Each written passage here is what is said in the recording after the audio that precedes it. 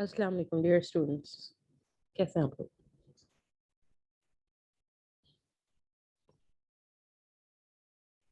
वालेकुम सलाम मैम, अल्लाह का शुक्र है। आपने? अल्हम्दुलिल्लाह बिल्कुल ठीक ठाक। आप लोग काफ़ी सारे मौजूद हैं। अटेंडेंस में 12:30 बजे ही लूँगी। हो सकता है कुछ स्टूडेंट्स जो हैं वो 12:30 बजे ज्वाइन करें, तो थोड़ी देर हम वेट कर रहे हैं। जब तक आप लोग मुझे ये बताएं, माशाल्लाह मुझे पता चला कि आप लोगों का थ्योरी ऑफ ऑटोमेटा का रिजल्ट अनाउंस हो गया।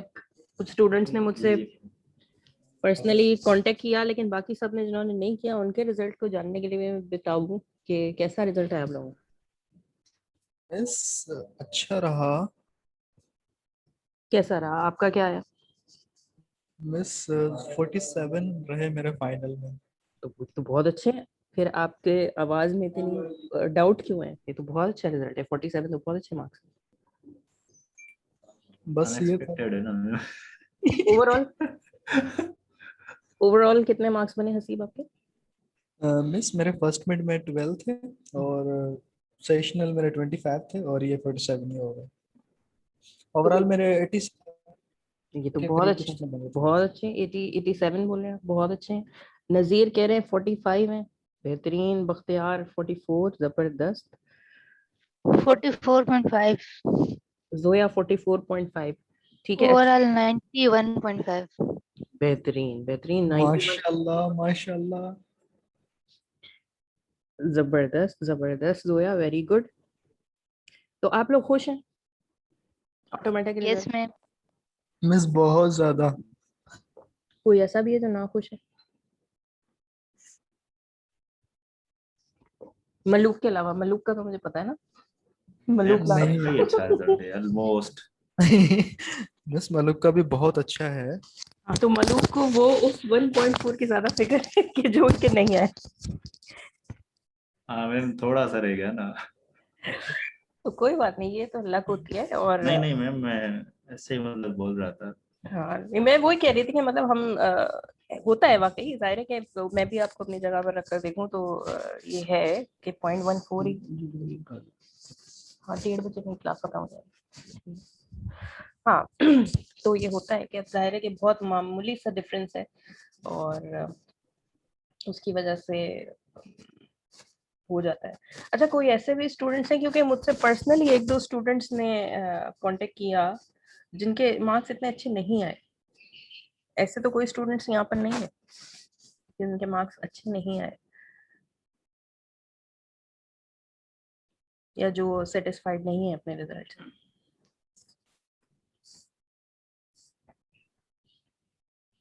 सब बहुत खुश हैं, सबके अच्छे रिजल्ट्स आए। हाँ मैम, बहुत अच्छे हैं अल्हम्दुलिल्लाह।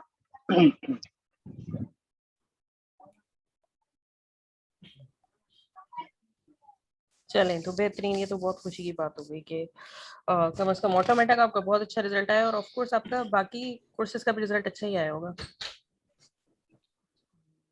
आया ही नहीं है मैम अभी तक। अच्छा, ओवरऑल सारे सब्जेक्ट्स का एक साथ नहीं आता है? अभी सिर्फ नहीं मैम ऑटोमेटिक नहीं, है? सिर्फ वही है, वो प्रोबेबिलिटी का आया था बस। अच्छा अच्छा, सही है। तो वो भी अच्छा आया होगा प्रोबेबिलिटी? नहीं मैम, वो नहीं वो है। इतना अच्छा नहीं है? अच्छा, तभी ऑटोमेटिक आपको ज्यादा खुशी है। बिल्कुल अच्छा नहीं है मैम। जी मिस। चले चले, तो होता है। अब जाहिर है कि एक अच्छा है तो एक खराब भी आ सकता है, इसमें क्या है। सारे तो जरूरी नहीं है कि अच्छे आएंगे, कोई अच्छा भी आ सकता है, कोई बुरा भी आ सकता है। तो ये तो एक सिस्टम होता है असल में एग्जाम का। इसका ये मतलब बिल्कुल भी नहीं होता कि आपकी इंटेलिजेंस को जज किया जाए, लेकिन स्टूडेंट्स, जाहिर है उनकी थिंकिंग इसी तरह होती है। आपके लेवल पर हम लोग भी इसी तरह सोचते थे, लेकिन ये बिल्कुल भी नहीं होता कि आपके जो मार्क्स हैं वो आपकी इंटेलिजेंस को मैयर कर सकते हैं। बिल्कुल मैयर नहीं कर सकते। आपकी जो रिपोर्ट कार्ड है वो आपकी इंटेलिजेंस को मैयर कर सकता है? बिल्कुल नहीं हो सकता। आप लोगों ने वो फेमस पता नहीं इंसिडेंट सुना है नहीं सुना है, लेकिन मैं आपको अगर याद दिलाऊं कि एक स्टूडेंट था, बहुत सालों पहले की बात है, मेरे ख्याल में इसी सेंचुरी की बात है। हाँ, सेंचुरी शायद 90s, अर्ली 90s की बात है कि एक स्टूडेंट था, उसको अपने स्टूडेंट स्कूल से जो है वो किक ऑफ कर दिया गया था। उस स्टूडेंट को निकाल दिया गया और उसको ये कहा गया कि एक्चुअली वो उसके अंदर इतनी कैपेबिलिटी नहीं है, वो क्लास में कोप अप नहीं कर सकता, कि या तो उसको 2-3 साल टर्म बैक कराया जाए या फिर उसको निकाल के किसी और स्कूल में डाल दिया जाए, क्योंकि वो इसके अंदर इतनी कैपेबिलिटी नहीं है कि वो ये अपने सारे क्लास के साथ जो है वो मैच कर सके। तो उसको बाकायदा स्कूल की तरफ से लेटर रिसीव हुआ, तो वो उसकी मदर ने वो लेटर पढ़ा और फिर उसने कहा कि बताया नहीं अपने बेटे को, बल्कि अपने बेटे को उसने ये बताया कि नहीं, इसमें लिखा है कि आपका बेटा तो बहुत इंटेलिजेंट है और हम अपने स्कूल में उसको अच्छे से नहीं पढ़ा सकते और आप इसका स्कूल चेंज करा दें। तो उसकी मदर ने उसका स्कूल जरूर चेंज कराया, मगर उसको ये नहीं बताया कि लेटर में एक्चुअली लिखा क्या था। और स्कूल उसका चेंज कराया, कुछ अरसे बाद वो बहुत फेमस साइंटिस्ट बन गया और बाद में अपनी मदर की डेथ के बाद उस साइंटिस्ट को वो लेटर मिला जो कि उसको स्कूल से आया था। तो वो पढ़ के हैरान रह गया कि मेरी मदर ने तो मुझे ये बात बताई नहीं थी, अगर वो मुझे ये बात बता देती तो शायद मैं कितना डिमोटिवेट हो जाता, लेकिन उन्होंने मुझे बताया नहीं। और मैं तो जाहिर है इतना इंटेलिजेंट कि दुनिया के इंटेलिजेंट लोगों में उसका नाम आता है। पता है किसकी स्टोरी है ये? Yes miss. अल्बर्ट की ma'am. Albert Einstein. Albert Einstein. Albert. और ये अच्छा, ये मजे की बात, ये तो शायद आप लोगों ने सबने सुना होगा, लेकिन ये स्टोरी जो है यहाँ पर खत्म नहीं होती है। ये आपको लगा होगा कि एक पर्टिकुलर इंसिडेंट है और इत्तेफाक से ऐसा हो गया उसके साथ, है ना? लेकिन आपको पता है कि उसने पीएचडी के लिए भी अप्लाई किया हुआ था, पीएचडी की वो थीसिस कर रहा था, और उस दौरान जब वो पीएचडी की थीसिस कर रहा था तो वो मल्टीपल जॉब्स के लिए भी अप्लाई कर रहा था। इसके बारे में शायद आपको नहीं पता होगा। नहीं मैम। तो मैं आपको एक चीज दिखाती हूँ जो आपको जरूर आपके लिए वो सरप्राइजिंग होगी।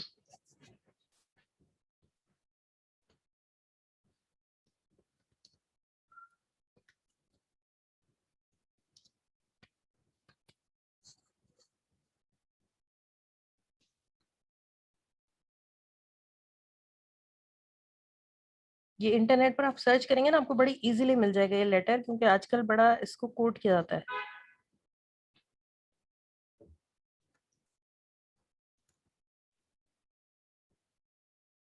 ये जिसकी रीडिंग अच्छी हो जरा वो रीड करे इसको।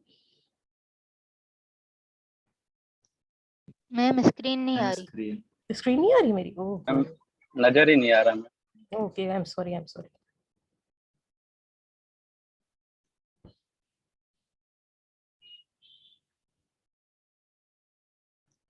हाँ, ये मैंने अभी इंटरनेट से अभी बैठे बैठे गूगल किया, अभी अभी डाउनलोड किया मैंने। गूगल पे लिखा था अल्बर्ट आइंस्टाइन रिजेक्शन लेटर, आप भी लिखेंगे तो आपके सामने आ जाएगा, ठीक है? और ये फोटो मैंने डाउनलोड की है, तो इसको आप रीड करें लाउडली, क्या क्या कह रहे हैं। 1907 की बात है और ये उनकी यूनिवर्सिटी जहाँ पर वो पीएचडी कर रहे थे वहां पर उन्होंने अप्लाई किया था एक जॉब के लिए और वहां से उनको लेटर मिला।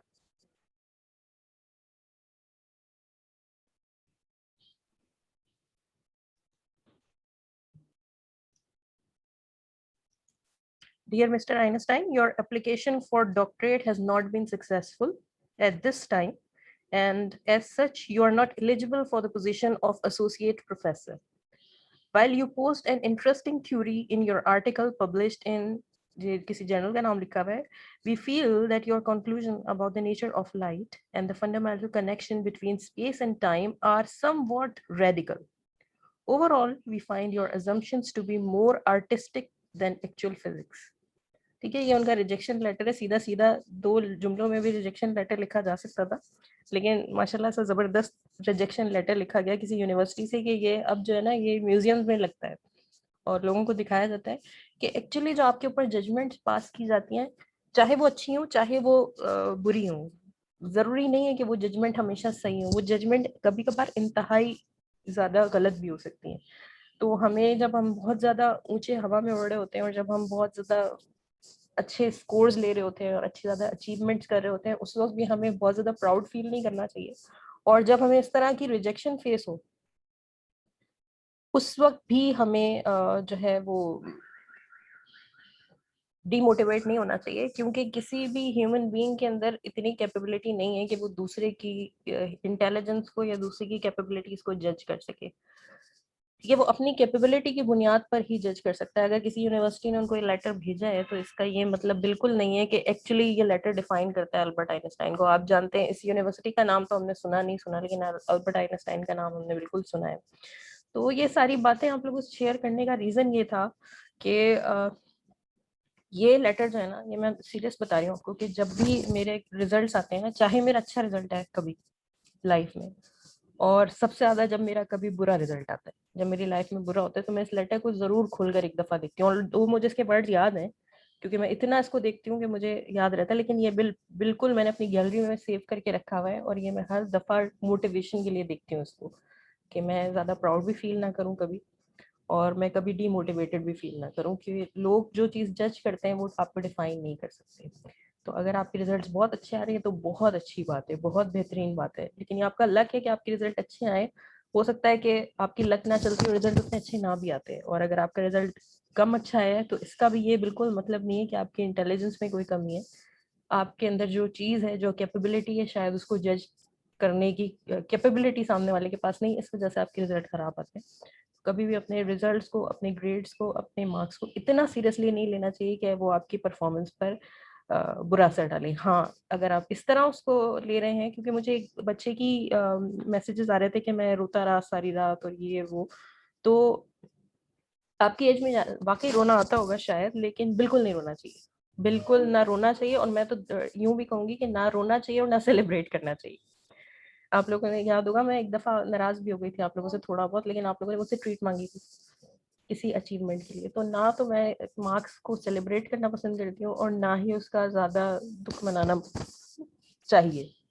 ठीक है, वो तो मजबूरी होती है कि हम मना लेते हैं दुख, लेकिन ये बिल्कुल सीरियस नहीं लेना चाहिए। और ये सिर्फ इस वजह से मैं आप लोगों को ये दिखाई थी कि मैं बात जो कह रही हूँ, ये बात सिर्फ ऐसे नहीं कि मैं फिलोसफिकल बातें कह रही हूँ। ये रियल वर्ल्ड फैक्ट्स हैं, ये ग्राउंड रियलिटी यही है। तो इन चीजों को सिर्फ इतना असर लेना चाहिए। जी बेटा। मिस यही है कि अगर बुरे मार्क्स आते हैं या कोई अगर ऐसा जिंदगी का मामला पेश आता है तो सच में दिल से बुरा लगता है बहुत ज्यादा, वो तो है बुरा, और हम उसे डिनाई नहीं कर सकते। डिनाई नहीं कर सकते, मैं डिनाई करने को कह भी नहीं रही हूँ। लेकिन एक होता है ना शॉर्ट टर्म, कि बुरा लग गया, और कितनी देर बुरा लगा, ये बहुत इंपॉर्टेंट बात है। अगर आपको वक्ती तौर पर बुरा लगा, जाहिर है चोट लगती है तो बुरा तो लगता है, दर्द तो होता है, लेकिन आप कितनी देर उस चोट को लेकर बैठे रहे। अगर आपको थोड़ी देर के लिए बुरा लग रहा है और थोड़ी देर बाद आप भूल जाते हैं, तो वेरी वेरी गुड, फिर ये कोई इतना बुरा लगना नहीं है। लेकिन अगर आप उसको लेके बैठे रहते हैं, क्योंकि ऐसे बहुत सारे स्टूडेंट्स हैं, मैं खुद इनमें शामिल हूँ, मैं अब निकल आई हूँ उस चीज से, लेकिन ऐसे बहुत सारे स्टूडेंट हैं जो उस चीज को लेकर बैठ जाते हैं कि ये तो मेरे साथ ये मसला हो गया। उनके पास दो तरह की चीजें होती हैं, या तो वो अपने बारे में नेगेटिव हो जाते हैं कि मैं इतना बुरा हूँ, मेरे अंदर कोई खराबी है, या मैं इंटेलिजेंट नहीं हूँ, या मैं मेरे साथ कोई मसला है। या फिर वो अपने बारे में तो बहुत इंतहाई ओवर कॉन्फिडेंट होते हैं, वो कहते हैं मैं तो सही हूँ, मैं इंटेलिजेंट हूँ, मुझे सब पता है, लेकिन सामने वाले में गड़बड़ है। तो ऐसा नहीं है। वो सिचुएशन ऐसी होती है, उस हर कोई अपनी कैपेबिलिटी के हिसाब से काम कर रहा होता है। ये जिसने आइंस्टाइन को लेटर दिया, वो कोई जाहिर है अपनी जॉब के साथ ऐसा तो नहीं होगा कि फेथफुल नहीं होगा, उसने अपनी कैपेबिलिटी के मुताबिक काम किया जो भी किया। उसको यही लगा, उसको उस वक्त लगा कि बेस्ट एक्शन यही है, लेकिन टाइम ने प्रूव कर दिया कि उसकी जजमेंट गलत है। तो आप और हम सब इसी सिचुएशन में आते हैं ना, कि मैं आपको आज कोई जजमेंट दे रही हूँ, मैं आपको आज कोई मार्क्स दे रही हूँ, तो वो मैं अपनी कैपेबिलिटी के मुताबिक दे रही हूँ। कल को वो सही भी साबित हो सकता है, वो गलत भी साबित हो सकता है। और आप फिर वही वाली बात कि सिर्फ इसको बुरी वाली साइड पर लेकर जा रहे हैं। मैं तो ये बात दोबारा रिपीट कर रही हूँ कि मैं अच्छे मार्क्स पर भी कह रही हूँ, कि जब हमारा बहुत अच्छा ग्रेड आ जाता है, जब हम बहुत अच्छे मार्क्स ले जाते हैं, जब हम बहुत टॉप कर लेते हैं, गोल्ड मेडल्स ले लेते हैं, सिल्वर मेडल ले लेते हैं, इसका ये मतलब नहीं है कि हम अपने आप को ये समझें कि हम बाकी टॉप अचीवर है। नहीं, वो पर्टिकुलर सिचुएशन है। किसी ने अपनी कैपेबिलिटी के मुताबिक हमें जज किया, उसकी वो कैपेबिलिटी भी गलत हो सकती है जिसने हमें बेस्ट जज कर लिया। हो सकता है हम उतने बेस्ट ना हो जितना हमें जज कर लिया गया। और सेम यही बेड के अंदर भी। तो ये दोनों चीजों को इतना सीरियस लेने की जरूरत नहीं। थोड़ी देर के लिए आपको अच्छा लग रहा है, जाहिर है खुशी हो रही है, थोड़ी देर के लिए आप सेलिब्रेट कर रहे हैं, या थोड़ी देर के लिए आपको बुरा लग रहा है और थोड़ी देर तक आप उसका दुख मना रहे हैं, यहाँ तक बिल्कुल ठीक है। लेकिन अगर आप उस चीज को रिमाइंड करते रहते हैं, बार बार उस फेज में जाते हैं, आप 5th 6th सेमेस्टर में, लेकिन आप 5th सेमेस्टर के बारे में भी सोचते हैं, 3rd सेमेस्टर के बारे में भी सोचते हैं, 2nd सेमेस्टर के बारे में भी सोचते हैं, या कोई स्कॉलरशिप एग्जाम के बारे में भी सोचते हैं इस फेज में, तो वो चीज गलत है, उसको लेकर स्टक नहीं होना चाहिए। सिर्फ इसलिए हम ये आज बात कर रहे थे कि मैं आपको ये थोड़ा सा मैसेज देना चाह रही हूँ कि अपने रिजल्ट्स को जो है ना थोड़ी देर के लिए सेलिब्रेट करें या थोड़ी देर के लिए उनका गम मनाएं, और ज्यादा से ज्यादा अगर उनको याद रखना है तो एक लेसन की तरह याद रखें कि भाई क्या गलती की थी जो अगली दफा नहीं करनी।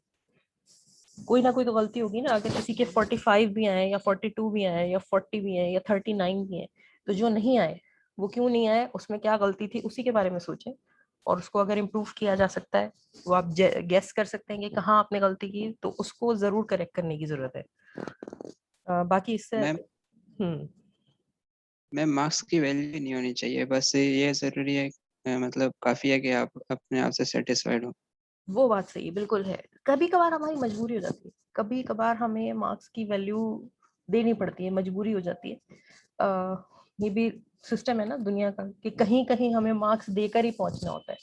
तो वैसे इतनी वैल्यू नहीं होनी चाहिए। जिस स्टेज पर आप है माशाल्लाह, आप लोग आईबीए में टेस्ट भी आपने एंट्री टेस्ट क्वालिफाई किया है और आप 6 सेमेस्टर तक बैठे हैं, सर्वाइव किया आपने, इसका मतलब है कि आप सारे के सारे इंटेलिजेंट हैं।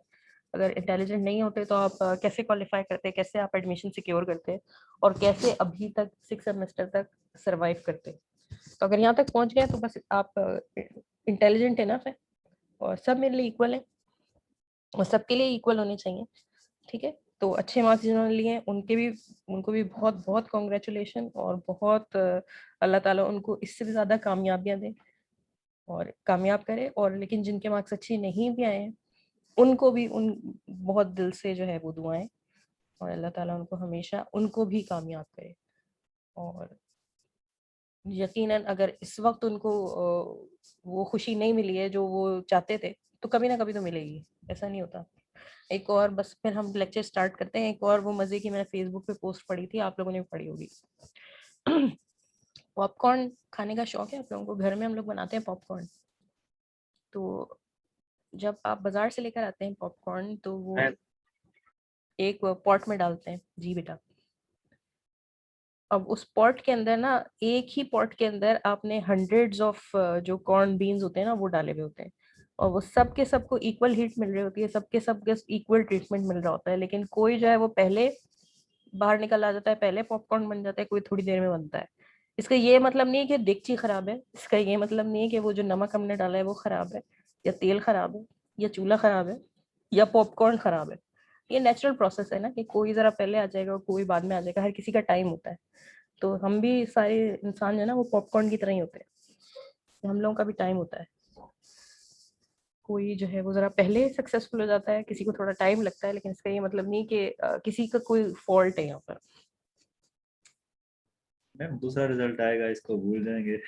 हाँ बिल्कुल, तो भूल ही जाना चाहिए, भूल जाना चाहिए। हाँ सिवाय इसके कि सही हाँ जो होता इससे है मैम। लेसन लेसन जो लर्न हुआ है ना वो नहीं भूलना चाहिए कि हमने क्या सीखा हर स्टेप पे। सिर्फ वो लेसन याद रहना चाहिए, बाकी जो इमोशंस उससे क्रिएट हुए ना वो इमोशंस हमें भूल जाने चाहिए, खुशी वाले भी और गम वाले भी। दोनों चीजों को सर पे नहीं चढ़ाना चाहिए। बिल्कुल। चलें जी, तो यहाँ पर हमारी डिस्कशन जो है वो क्लोज होती है, और हम अब स्टार्ट लेते हैं क्लास का। जल्दी से मैं अटेंडेंस ले लूँ।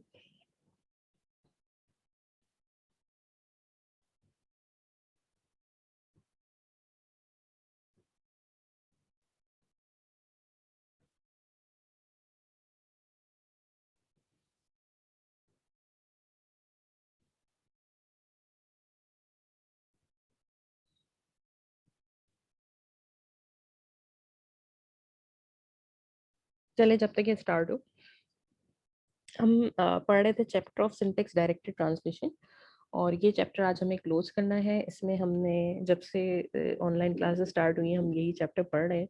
काफ़ी चीज़ें पढ़ी हैं हमने, एट्रीब्यूट ग्रामर पढ़ी है, सिंटेक्स डायरेक्टेड डेफिनेशन पढ़ी है, एट्रीब्यूट ग्रामर की वेरियस एग्जांपल्स हमने पढ़ी हैं, हमने सिंथेसाइज्ड और इनहेरिटेड एट्रीब्यूट्स के दरमियान डिफरेंस देखा है।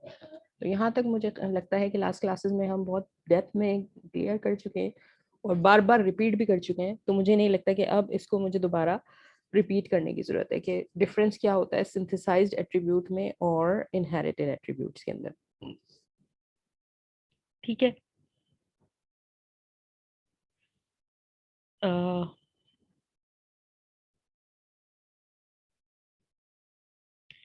अच्छा, हमने एक चीज पढ़ी थी जाहिर, इनहेरिटेड एट्रीब्यूट्स के अंदर क्या होता है कि हमें जब हम पार्स ट्री बनाते हैं तो पार्स ट्री के हर नोड पर हमें वैल्यू पता होनी चाहिए।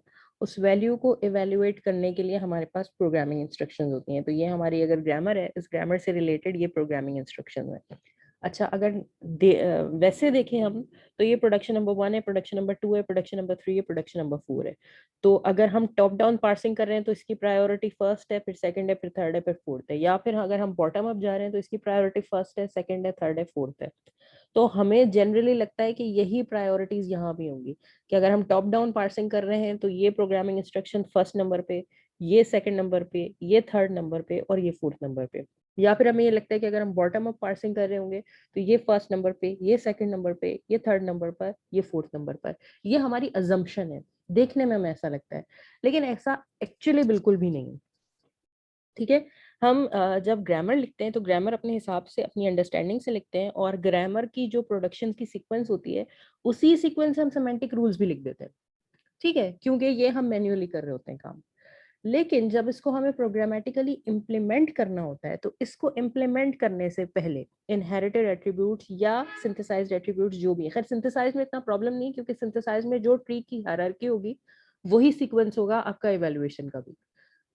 ठीक है ना, जब हम बात सिंथेसाइज्ड एट्रीब्यूट्स की कर रहे होते हैं तो वहां पर जो आपकी ट्री की हायरार्की होती है वही लीड कर रही होती है कि आपका इवैल्यूएशन ऑर्डर क्या होगा। लेकिन इनहेरिटेड एट्रीब्यूट्स के अंदर हायरार्की लीड नहीं कर रही होती। तो अगर आपकी ग्रामर के अंदर इनहेरिटेड एट्रीब्यूट्स मौजूद हैं तो फिर उनको इवैल्यूएट करने के लिए हमारे पास क्या होना चाहिए, हमारे पास डिपेंडेंसी ग्राफ भी होना चाहिए। ठीक है, एक आखिरी मैनुअल चीज जो आप क्रिएट करेंगे वो होगा डिपेंडेंसी ग्राफ। डिपेंडेंसी ग्राफ किसको कहते हैं? डिपेंडेंसी ग्राफ ये होता है कि for each parse tree node n से labelled by grammar symbol x। ठीक है, अगर नोड n नहीं है फॉर एग्जांपल, वहां पर जो ग्रामर सिंबल है वो x है। ठीक है, तो the dependency graph has a node for each attribute associated with x। ठीक है, x से रिलेटेड हर एट्रीब्यूट के अंदर उसके अंदर कोई जो है वो नोड मौजूद होगा, यानी कि x.a, x.b, x.c, जितने भी एट्रीब्यूट्स x से रिलेटेड है उन सब की वैल्यू कहीं ना कहीं मौजूद होगी। ठीक है, suppose that a semantic rule associated with production p defines the value of synthesized attribute a.b in terms of the value of x.c। ये बड़ा कॉम्प्लिकेटेड वर्ड्स में लिखा हुआ है, मैं इसको सिंपल में ले आती हूँ बात। ये डिपेंडेंसी ग्राफ क्या होता है? डिपेंडेंसी ग्राफ ये होता है कि लेट्स सपोज अगर कोई दो नोड है, एक नोड का नाम है m, एक दूसरे नोड का नाम है n। ठीक है, और m को इवेल्युएट पहले होना है और n को इवेल्युएट बाद में होना है। तो आप किसी भी दो नोड्स को लेकर ये पहले डिसाइड कर सकते हैं कि भाई इन दोनों में से पहले कौन इवेल्युएट होगा। तो दो नोड्स में से जो कोई भी नोड पहले इवेल्युएट होना है ना, तो आप एक एरो लेकर जाते हैं। लेट्स सपोज अगर m को पहले इवेल्युएट होना है तो आप m से एक एज लेके जाते हैं n की तरफ। ठीक है, ये जब आप दो नोड्स के लिए बनाते हैं, ओवरऑल पार्स ट्री के लिए जब आप इस तरह की जो डिस्क्रिप्शन बनाते हैं तो उसको हम कहते हैं डिपेंडेंसी ग्राफ, जैसे कि यहाँ पर बना हुआ है। ठीक है, ये प्रोडक्शन रूल्स हैं, प्रोडक्शन सिंबल्स हैं, आपने पार्स ट्री बनाया। लेकिन इस पार्स ट्री को बनाने के बाद सेकंड स्टेप क्या है कि आप इसका एक डिपेंडेंसी ग्राफ भी बना लें। डिपेंडेंसी ग्राफ क्या, कि किसी भी दो नोड्स के बारे में आप जज करेंगे पहले कौन सा एवेल्युएट होगा, कौन बाद में कौन सा। जैसे कि अगर यहाँ पर डिजिट था और यहाँ पर एफ था, तो हमें पता है कि पहले डिजिट की वैल्यू होगी हमारे पास किसी टोकन के अंदर, और देन वो एफ डॉट वैल्यू को हम असाइन करेंगे। तो हमने ये एरो ले लिया ऊपर की तरफ। ठीक है, कि डिजिट की वैल्यू मिलेगी एफ को, और यहाँ पर भी डिजिट की वैल्यू मिलेगी एफ को। तो ये फर्स्ट सीक्वेंस है, सेकंड सीक्वेंस है। हमें पता है कि सबसे पहले हमारे पास ये दो वैल्यूज होंगी और ये दो वैल्यूज हमें असाइन करने का मौका मिल सकता है। उसके बाद एक्चुअली फिर हमें क्या करना है, थर्ड नंबर पे ये जो एफ की वैल्यू है ये इनहेरिट करनी है इधर। ठीक है, थर्ड नंबर पर ये इनहेरिट होगी इधर। लेकिन ये जो है वो ट्री अपना काम पूरा नहीं कर सकता, क्योंकि उससे पहले भी हमारे पास एक स्टेप है, वो ये है कि इस एफ डॉट वैल्यू की भी वैल्यू इनहेरिट होनी चाहिए इधर। तो सेकंड नंबर पे हमें ये पता है कि इस एफ की वैल्यू को हमें इधर लेके जाना है और इस एफ की वैल्यू को भी इनहेरिट कराना है। तो फर्स्ट और सेकंड स्टेप हमारा ये था कि डिजिट की वैल्यू को एफ को असाइन करना है, और सेकंड नंबर पे हमें ये पता है कि एफ की वैल्यू जो है वो हमें बराबर वाले टी को असाइन करनी है। ठीक है, और फिर हमें टी के बारे में पता है कि हर टी जो है वो अपने पेरेंट को वैल्यू दे रहा होगा। अगर ये एक टी है तो ये अपने पेरेंट को वैल्यू दे रहा होगा, और अगर ये एक टी है तो ये भी अपने पेरेंट को वैल्यू दे रहा होगा। तो ये सिमेंटिक रूल्स लिखते वक्त हमें आइडिया होना चाहिए कि कौन से जो सिंबल्स हैं उनको इवेल्युएट पहले होना है। तो मुझे पता है कि भाई डिजिट को पहले इवेल्युएट होना है, टी अपनी वैल्यू जो है वो डिजिट अपनी वैल्यू जो है वो एफ को देगा, एफ अपनी वैल्यू टी को देगा, और फिर टी अपने पेरेंट को वैल्यू देता चला जाएगा। इस तरह से जब आप क्रिएट करते हैं तो इसको हम कहते हैं डिपेंडेंसी ग्राफ। ठीक है, और यही इसकी ही डिस्क्रिप्शन एक्चुअली यहाँ पर ऊपर लिखी हुई थी कि डिपेंडेंसी ग्राफ क्या होता है, कि आप इस तरीके से बनाते हैं, एक ग्राफ क्रिएट करते हैं, पहले पार्स ट्री बनाते हैं और उस पार्स ट्री के ऊपर आप एक डिपेंडेंसी ग्राफ क्रिएट करते हैं कि कौन सी प्रोडक्शन, कौन सा सिंबल जो है वो किस पर डिपेंडेंट है। एक मिनट में जरा चार्ज कर दूं इसको।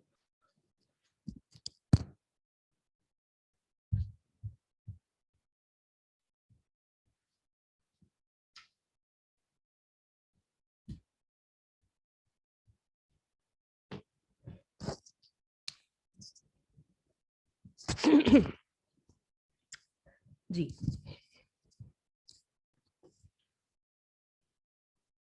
ठीक है, तो जब आपके सामने डिपेंडेंसी ग्राफ आ जाता है, आप एक पार्स ट्री बनाते हो, पार्स ट्री के ऊपर फिर डिपेंडेंसी ग्राफ भी बना देते हैं, तो एक्चुअली क्या होता है कि आप उसके अंदर से साइकिल बहुत इजीली डिटेक्ट कर सकते हैं। अगर मेरे पास जो ग्राफ है उसके अंदर कोई साइकिल है, यानी कि ऐसी सिचुएशन है, ठीक है, कि आप जब डिपेंडेंसी ग्राफ बनाएं तो उसमें एक एट्रीब्यूट दूसरे एट्रीब्यूट का वैल्यू वेट कर रहा हो, लेकिन वो एट्रीब्यूट वापस दूसरे का, तो ये एक डेडलॉक सिचुएशन है। ठीक है, ये नहीं होना चाहिए। डिपेंडेंसी ग्राफ बनाने का ये फायदा होता है कि आपको ये साइकिल बहुत जल्दी डिटेक्ट हो जाती है और आप अपने ऑर्डर को चेंज कर सकते हैं, आप अपने सिमेंटिक रूल्स को चेक कर सकते हैं।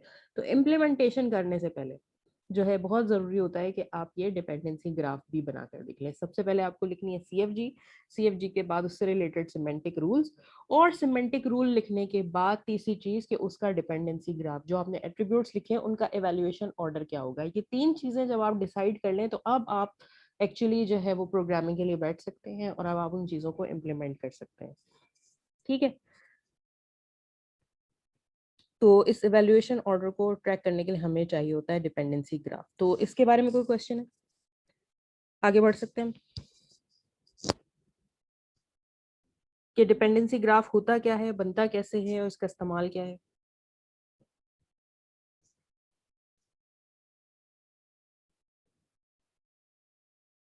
हेलो, सो गए सारे? क्लियर है मैम। नहीं मैम, सुन रहे हैं। क्लियर है, वेरी गुड। चलिए मैं जगाती हूँ आप लोगों को, सो क्यों रहे हैं आप लोग?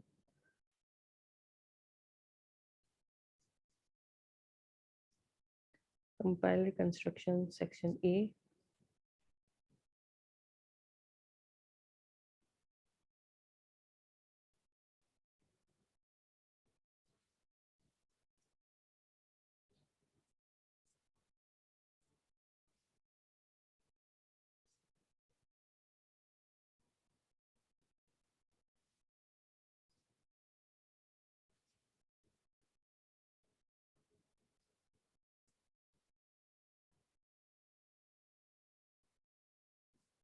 अच्छा जी, पार्टिसिपेंट्स मेरे सामने आ जाए।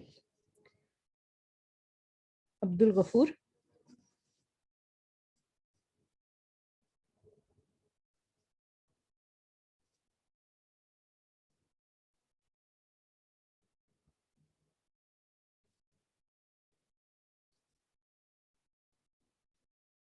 अच्छा चैट मैसेजेस आप लोगों के बेटा मैंने अब देखे हैं। Thank you so much, thank you thank you thank you for all your comments. लेकिन अब्दुल गफूर नहीं है। अच्छा आयशा, प्रेजेंट। ठीक है। अली, अली भी नहीं है। अरसलान, अरसलान भी नहीं है। बाबर, बाबर अली नहीं है। ठीक है। गुलाम हुसैन, जी मैम। ठीक है। Hasibullah, present miss. ठीक है। Sanjana, present ma'am. ठीक है। विजयती माला,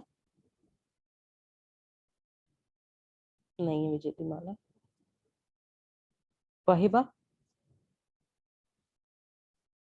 नहीं है वाहिबा। ओके जी। सोया, yes ma'am. Nazir Ahmad, yes ma'am. ठीक है। उमैर अहमद, उमैर अहमद भी हैं, ठीक है। इरफान अली, इरफान नहीं है। Nauman Ali, yes ma'am. ठीक है। सिमरन, सिमरन नहीं है। सादिया, सादिया नहीं। Present ma'am. सादिया present। हूँ मैम। बख्तियार हुसैन,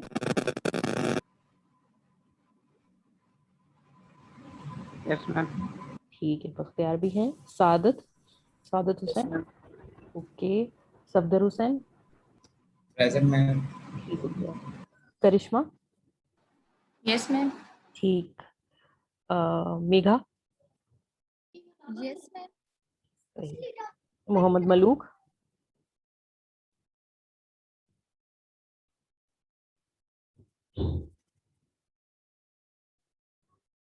आई होप के मैम वो कह रहा है कि नेट का मसला है मेरा, उसने मैसेज किया व्हाट्सएप पे। ये क्या है, ये तो गलत बात है। जी हाँ, वो मिस वो मलुक तो प्रेजेंट होता है ना, वो तो होते तो हैं, ठीक है, चले। बस मसला है तो कंसिडर कर लें miss. Mohammad Naseem, yes ma'am. ठीक है। अब्दुल कुद्दूस, नहीं है। मोहम्मद सच्चल, ओके। सुमैया,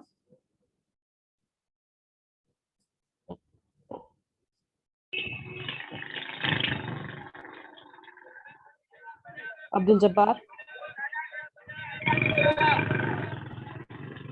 प्रेजेंट तो है लेकिन रिक्शों की आवाजें ज्यादा आ रही है, तो अब्दुल जब्बार की आवाज तो नहीं आ रही। ठीक है। सब्जी लेने गया हूँ। हाँ, तो यही है ना कि सब्जी लेने के साथ थोड़ा बहुत कंपाइलर कंस्ट्रक्शन पे भी ध्यान हो। मोहम्मद तनवीर,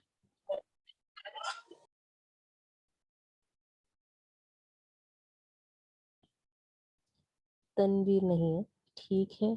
अच्छा, जवेरिया अरूज, नहीं है जवेरिया अरूज के। उस्मान, अब मसला ये है कि जैसे मलूक का मैसेज आ गया है कि मेरे पास इंटरनेट का प्रॉब्लम है, उस्मान का भी यही सेम मैसेज आ गया है, तो क्या करें? उस्मान को भी कंसिडर करें?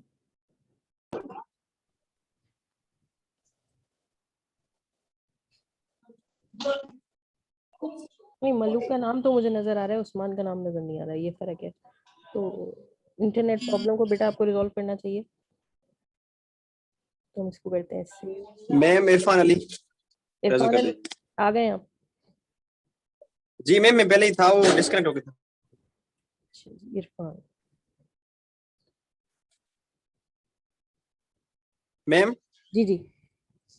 ये 1 बजे नमाज होती है, मैं नमाज पढ़ने जाऊँ अगर आप चाहते। 1 बजे? अभी तो आप लोगों की वजह से मैंने 1:30 बजे किया है, अब 1 बजे हो गया। भाई एक टाइम डिसाइड करें और उस टाइम पे क्लास रखें। मैम हमारे यहाँ इतनी होती है ना, आप अगर टाइम दें 10 मिनट में आ जाऊंगा मैं। हाँ ठीक है, आप आ जाएं 10 मिनट, लेकिन 1 बजे जाइएगा ना, या 1 बजने में 5 मिनट पे बस ठीक जाइएगा। है फिर मैम, क्लास हाँ ठीक है मैम। ठीक है, हम भी पढ़ते हैं नमाज, लेकिन ये कि क्लास भी साथ में लेनी जरूरी है, दोनों चीजें इंपॉर्टेंट है। मैम गर्मी है ना, तो दूसरी मस्जिद है ना थोड़ी दूर है ना, तो इस वजह से। अच्छा चले ठीक है, तो हम डिपेंडेंसी ग्राफ को डिस्कस कर रहे थे कि डिपेंडेंसी ग्राफ वो तरीका है कि जिसके थ्रू हम इनहेरिटेड और सिंथेसाइज्ड एट्रीब्यूट दोनों के केस में इवैल्यूएशन ऑर्डर आइडेंटिफाई कर सकते हैं कि किस सीक्वेंस में नोड्स की वैल्यूज को हमें इवैल्यूएट करना है। जरूरी नहीं है कि वो नोड जो सबसे नीचे आ रहा है हमेशा उसको इवैल्यूएट पहले किया जाए, और ये भी बिल्कुल जरूरी नहीं कि जो नोड सबसे ऊपर है उसको हमेशा बाद में इवैल्यूएट किया जाए। तो एक्चुअली सीक्वेंस जो है वो आपको खुद पता होती है, जो प्रोग्रामर होता है जिसने कंपाइलर डिजाइन किया होता है उसको पता होता है कि हमारे जो पार्स ट्री बनेगा और उसकी जो नोड्स होंगे उसका इवैल्यूएशन ऑर्डर क्या होगा। तो उस इवैल्यूएशन ऑर्डर को एक दफा विजुअली देखने के लिए, क्योंकि हमारी आंखें जो है वो जरा ज्यादा काम करती हैं एज कम्पेयर टू हमारी जो मेंटल एक्टिविटी है, तो अगर हम ज्यादा अच्छे से विजुअलाइज कर सकते हैं, अगर हम एक दफा डिपेंडेंसी ग्राफ बनाकर अपनी आंखों से देख लेंगे हमारा सीक्वेंस क्या है, और अगर कोई साइकिल्स है तो उसको एलिमिनेट करेंगे। अच्छा जी, तो ये हम ऑलरेडी पढ़ चुके हैं कि हमारे पास SDT, सिंटेक्स डायरेक्टेड ट्रांसलेशन, जो कि मुझे समझाने की जरूरत नहीं कि सिंटेक्स डायरेक्टेड ट्रांसलेशन होती क्या है। तो ये SDT हमारे पास दो तरह की होती है, एक को हम कहते हैं L एट्रीब्यूटेड और एक को कहते हैं S एट्रीब्यूटेड। हर SDT अगर आपने एस डी टी लिखी है तो वो एस डी टी क्या होती है, वो एल एट्रीब्यूटेड होती है। वो एल एट्रीब्यूटेड इसलिए होती है कि कम से कम उसके अंदर जो है वो सिंथेसाइज्ड एट्रीब्यूट तो जरूर होंगे, ठीक है। लेकिन अगर उसमें सिर्फ सिंथेसाइज्ड एट्रीब्यूट है तो फिर वो एल एट्रीब्यूट होने के साथ साथ एस एट्रीब्यूटेड भी है। एस एट्रीब्यूटेड एक ऐसी एसडीटी के जिसके अंदर सिर्फ और सिर्फ सिंथेसाइज्ड एट्रीब्यूट होते हैं। लेकिन एल एट्रीब्यूटेड वो एसडीटी होती है जो कि माइनस एस एट्रीब्यूटेड होती है। ये वो एसडीटी होती है कि जिसके अंदर सिंथेसाइज्ड और इनहेरिटेड दोनों तरह के एट्रीब्यूट्स हैं। तो अगर दोनों तरह के एट्रीब्यूट्स हैं तो वो एल एट्रीब्यूटेड है, और अगर उसके अंदर जो है सिर्फ और सिर्फ सिंथेसाइज्ड एट्रीब्यूट्स हैं तो वो एसडीटी भी हो सकती है, एस एट्रीब्यूटेड भी आप उसको कह सकते हैं, और इवन एल एट्रीब्यूटेड भी कह सकते हैं उसको, ठीक है। तो एस एट्रीब्यूटेड आप यूं कह सकते हैं एक type of L attributed translation होती है। एस एट्रीब्यूटेड ट्रांसलेशन के अंदर हम सिर्फ सिंथेसाइज्ड एट्रीब्यूट्स को देख रहे होते हैं, एल एट्रीब्यूटेड के अंदर हम सिंथेसाइज्ड और इनहेरिटेड दोनों तरह के एट्रीब्यूट्स को कंबाइन कर रहे होते हैं, ठीक है। और जो आपकी सिंथेसाइज्ड एट्रीब्यूटेड जो ग्रामर होती है उसको इवेल्युएट करने के लिए हमारे पास जो कोड है वो इस तरह का होता है कि आप पोस्ट ऑर्डर के तरीके से उसको आप इवेल्युएट करते हैं। आपके पास एक रिकर्सिव फंक्शन होता है और वो रिकर्सिव फंक्शन होता है पोस्ट ऑर्डर फंक्शन, ठीक है। और ये फंक्शन एक्चुअली इवेल्युएट करने के लिए आप डिजाइन करते हैं, और इसके अंदर जिस नोड को आप इवेल्युएट करना चाहते हैं उस नोड के चाइल्ड को पास करते हैं, ठीक है। लेकिन ये इसके अंदर एक लूप होता है जो कि हर नोड के लिए चल रहा होता है, और हर चाइल्ड को रिकर्सिवली आप उसके अंदर कॉल करते रहते हैं जब तक कि आप लीफ नोड पर नहीं पहुंच जाते। जब आप लीफ नोड पर पहुंच जाते हैं तो उसको इवेल्युएट करते हैं, फिर वो फंक्शन जब टर्मिनेट होता है तो वो अपने पेरेंट के पास पहुंचता है, वो पेरेंट इवेल्युएट हो जाता है, फिर वो फंक्शन जब टर्मिनेट होता है तो अपने पेरेंट के पास पहुंच जाता है, वो इवेल्युएट होता है, और अल्टीमेटली ऐसे करते करते आप रूट नोड तक पहुंच जाते हैं और आपके पास सारे के सारे नोड जो है वो इवेल्युएट हो जाते हैं। तो अगर आपकी ग्रामर एस एट्रीब्यूटेड है, उस ग्रामर को लिखना भी बहुत आसान है, उसको इवेल्युएट करना भी बहुत आसान है, और उसको प्रोग्राम करना भी बहुत आसान है, ठीक है। लेकिन अगर गलती से आपकी ग्रामर जो है वो एल एट्रीब्यूटेड है तो उसके अंदर मल्टीपल केस हो सकते हैं, ठीक है। उसके अंदर क्या क्या केस हो सकते हैं, ठीक है। सबसे पहले कि हो सकता है कि उसके अंदर जो एट्रीब्यूट्स हो वो सिंथेसाइज्ड ही हो, ठीक है। ऐसा बिल्कुल पॉसिबल है कि अगर आप एल एट्रीब्यूटेड ग्रामर कर रहे हैं तो उसके अंदर आपको इस फंक्शन की दोबारा जरूरत पड़ जाए, क्योंकि उसके अंदर भी कुछ सिंथेसाइज्ड एट्रीब्यूट्स होंगे। उसके जितने भी एट्रीब्यूट सिंथेसाइज्ड हैं उनको आप इसी तरीके से इवेल्युएट करेंगे। लेकिन जो उसके जो एट्रीब्यूट्स जो इनहेरिटेड रह गए तो उसके लिए आप इन तीन में से कोई एक काम कर सकते हैं, ठीक है। तो इनहेरिटेड एट्रीब्यूट्स एसोसिएटेड, ये पूरा पढ़ लेते हैं। Inherited but with rules limited as follows, ठीक है। वो एट्रीब्यूट्स जो कि इनहेरिटेड होंगे लेकिन उनके अंदर कुछ लिमिटेशंस होंगे। वो क्या limitation? Suppose that there is a production A produces x1 x2 x3 x4 x5 and so on, and there is an inherited attribute xi dot a। ये प्रोडक्शन है और इस प्रोडक्शन के अंदर बहुत सारे एक्सेस मौजूद हैं, 1 से लेकर n नंबर तक कोई भी x हो सकते हैं। इनके अंदर बीच में एक x ऐसा है, वो x एक ऐसा है कि उसके अंदर जो प्रोडक्शन है वो इनहेरिटेड है, उसका जो a एट्रीब्यूट है वो इनहेरिटेड है, कोई x। देन द रूल में use only inherited attribute associated with a, ठीक है। तो उस अगर ये इनहेरिटेड एट्रीब्यूट है तो वो कौन से इनहेरिटेड एट्रीब्यूट को इस्तेमाल करेगा? वो सिर्फ a के इनहेरिटेड एट्रीब्यूट को इस्तेमाल कर सकता है, ठीक है। या either inherited or synthesized attribute associated with the occurrence of symbol x1 x2 x3, या हो सकता है कि वो किस सिंबल्स को इस्तेमाल कर रहा हो, किन एट्रीब्यूट्स को इस्तेमाल कर रहा हो, इन बाकियों को भी इस्तेमाल कर रहा हो, ठीक है। जो x के सारे सिबलिंग है, अपने किसी सिबलिंग से भी वैल्यू ले सकता है, वो अपने पेरेंट से भी वैल्यू ले सकता है, लेकिन वो अपने सिबलिंग से भी वैल्यू ले सकता है। तो अब इसमें आसानी अपने लिए क्या रखें कि हमेशा सिबलिंग जो है वो लेफ्ट साइड वाले रखें। मैं इसको अगर यहाँ पर लिखूं वर्ड पे समझाना मेरे लिए थोड़ा आसान हो जाएगा।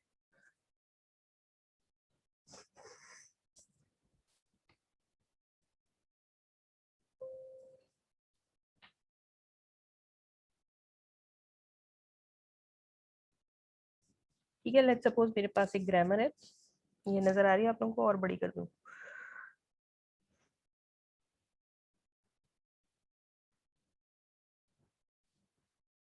ठीक है जी, हमारे पास एक ग्रामर है A produces x1, A produces x2 and A produces x3. ठीक है, तो अगर ये मेरी CFG है तो जाहिर है कि इससे रिलेटेड हमारे पास कोई एट्रीब्यूट्स भी होंगे. तो A का एक एट्रीब्यूट है इनहेरिटेड और A का एक एट्रीब्यूट है सिंथेसाइज्ड.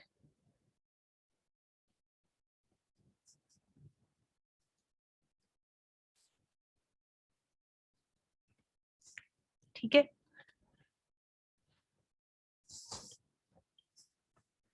अच्छा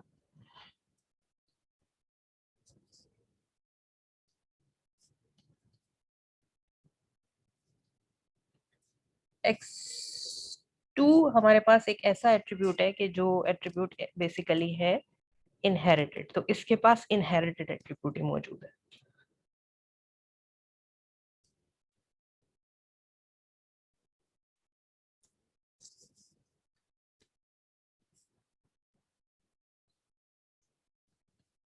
x1 इसका एट्रीब्यूट जो है वो सिंथेसाइज्ड है और उसकी वैल्यू है 1, इसकी वैल्यू है 2 और इसकी वैल्यू है 3.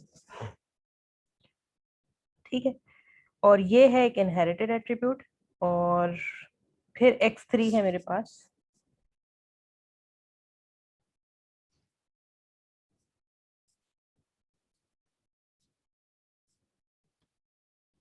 ये भी है सिंथेसाइज्ड.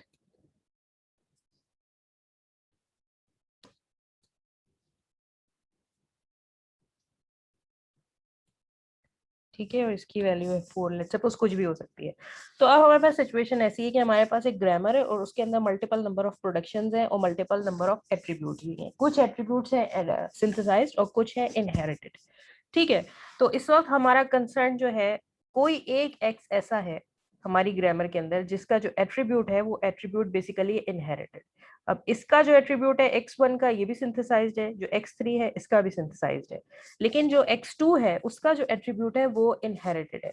तो अब इस इनहेरिटेड को एक्चुअली वैल्यू कौन कौन सी मिल सकती है, ये हमारा सवाल है. अगर ये इनहेरिटेड है, अगर ये सिंथेसाइज्ड होता तो बहुत ऑब्वियस होता है कि ये वैल्यू कहाँ से ले रहा है, ये अपने चाइल्ड से ले रहा होता. लेकिन अगर ये इनहेरिटेड है तो अब हमारे पास सवाल ये कि ये वैल्यू कहाँ से ले रहा होगा. पहली बात ये है कि ये वैल्यू कहाँ से ले सकता है, ये अपने पेरेंट से ले सकता है. ठीक है, ये वैल्यू कहाँ से ले सकता है, हो सकता है कि ये अपने पेरेंट से वैल्यू ले रहा हो, बिल्कुल मुमकिन है. फर्स्ट केस ये हो सकता है, लेकिन हो सकता है वो अपने पेरेंट से वैल्यू ना ले रहा हो. दूसरे केस में वो वैल्यू कहाँ से ले सकता है, अगर वो अपने पेरेंट से नहीं ले रहा तो फिर वो कहाँ से ले सकता है, सिबलिंग से, लेफ्ट सिबलिंग्स. सिबलिंग से. ठीक है, लेफ्ट, बिल्कुल आप सही कह रही हैं, 100% आपकी बात सही है. तो पहले मैं सिर्फ आपके फर्स्ट हाफ पे आ जाती हूँ. ठीक है, हमारे पास दूसरी जो चॉइस हो सकती है वो ये हो सकता है कि अपने सिबलिंग से ले रहा हो. अब इसके पास 2 सिबलिंग है, इसके पास x1 भी है और x3 भी है. तो इसका तो ये मतलब होना चाहिए था कि ये x1 से भी वैल्यू ले सकता है या हो सकता है ये x3 से भी वैल्यू ले रहा होता. ठीक है, लेकिन यहाँ पर साइकिल आना बहुत ज्यादा पॉसिबिलिटी है. अगर हम इतने सारे ऑब्वियस केसेस रख देंगे कि भाई ये किसी भी सिबलिंग से वैल्यू ले सकता है और ये किसी पेरेंट से भी वैल्यू ले सकता है, तो फिर यहाँ पर साइकिल आना बहुत ज्यादा पॉसिबल है. तो हम क्या करते हैं, हमने एक अजम्पशन ले ली हमेशा कि ये हमेशा अगर वैल्यू लेगा तो अपने किस सिबलिंग से लेगा, जो इसके लेफ्ट साइड पर अकर हो रहा होगा. तो इसका क्या मतलब हुआ कि ये x1 से तो वैल्यू ले सकता है लेकिन कभी भी x3 से नहीं लेगा. तो एक्चुअली जो इनहेरिटेड एट्रीब्यूट है, या तो वो अपने पेरेंट से वैल्यू ले रहा होगा या अपने उन सिबलिंग से वैल्यू ले रहा होगा जो उसके लेफ्ट साइड पर अवेलेबल है. ये अजम्पशन क्यों रख रहे हैं हम, ये अजम्पशन इसलिए रख रहे हैं कि अगर आप इस तरह से अपनी सिंटेक्स डायरेक्टेड डेफिनेशन लिखेंगे और इस तरह से अपनी एट्रीब्यूट ग्रामर लिखेंगे तो कभी उसके अंदर साइकिल नहीं आएगी.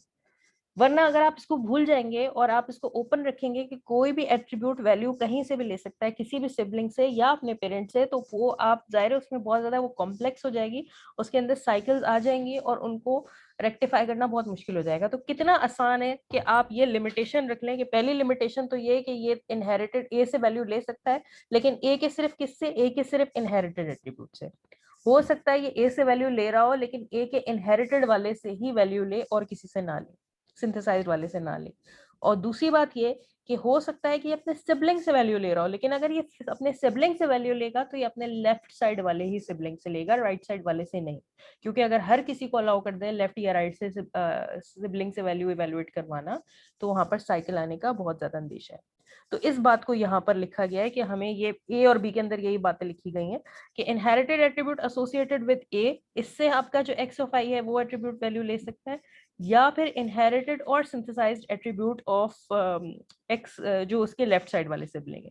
अगर आप लेफ्ट साइड वाले सिबलिंग की बात करें तो उसके इनहेरिटेड या सिंथेसाइज्ड दोनों से ये वैल्यू ले सकता है। यहाँ पर लास्ट ऑप्शन क्या है, इनहेरिट और synthesized attribute associated with the occurrence of X I at itself. ठीक है, या फिर ऐसा हो सकता है कि वो अपने नोड के ऊपर अपने आप से ही कोई वैल्यू ले रहा हो। ठीक है, ऐसा भी हमने पढ़ा था ना कि x2 के अंदर पहले ही कोई वैल्यू है और x2 की पुरानी वैल्यू जो है वो अपेंड हो रही हो बेसिकली। तो ये बिल्कुल पॉसिबल है कि x2 की कोई पुरानी वैल्यू हो और उसको हम अपेंड कर रहे हो। तो ये हमने इस तरह के भी वैल्यूएशन ऑर्डर देखे थे कि ये वैल्यू इवैल्यूएट कहाँ से होगी कि x2 के अंदर पहले से कोई वैल्यू पड़ी हुई होगी और वो वैल्यू एक्चुअली अपेंड हो जाएगी। तो ये तीनों केसेस हो सकते हैं। आप सिर्फ ये तीनों पॉसिबिलिटीज रखेंगे। अगर एक इनहेरिटेड एट्रीब्यूट होगा तो वो या तो अपने पेरेंट के इनहेरिटेड एट्रीब्यूट से वैल्यू ले रहा होगा, या अपने लेफ्ट साइड के सिबलिंग के इनहेरिटेड या सिंथेसाइज से वैल्यू ले रहा होगा, या नोड अपने आप के एट्रीब्यूट से ही, अपने एट्रीब्यूट से ही वैल्यू ले रहा होगा और अपने ही नोड पर वैल्यू इवैल्यूएट हो रही होगी। ये बात यहाँ पर लिखी गई है। ठीक है, but in only such a way there are no cycles in the dependency graph. यहाँ पर भी हम इस बात का ख्याल रखेंगे, अगर हम ये आखिरी वाला रूल ले रहे हैं तो जरूर एक दफा डिपेंडेंसी ग्राफ बनाकर देखेंगे कि क्या कहीं इसमें कोई साइकिल तो नहीं आ रही।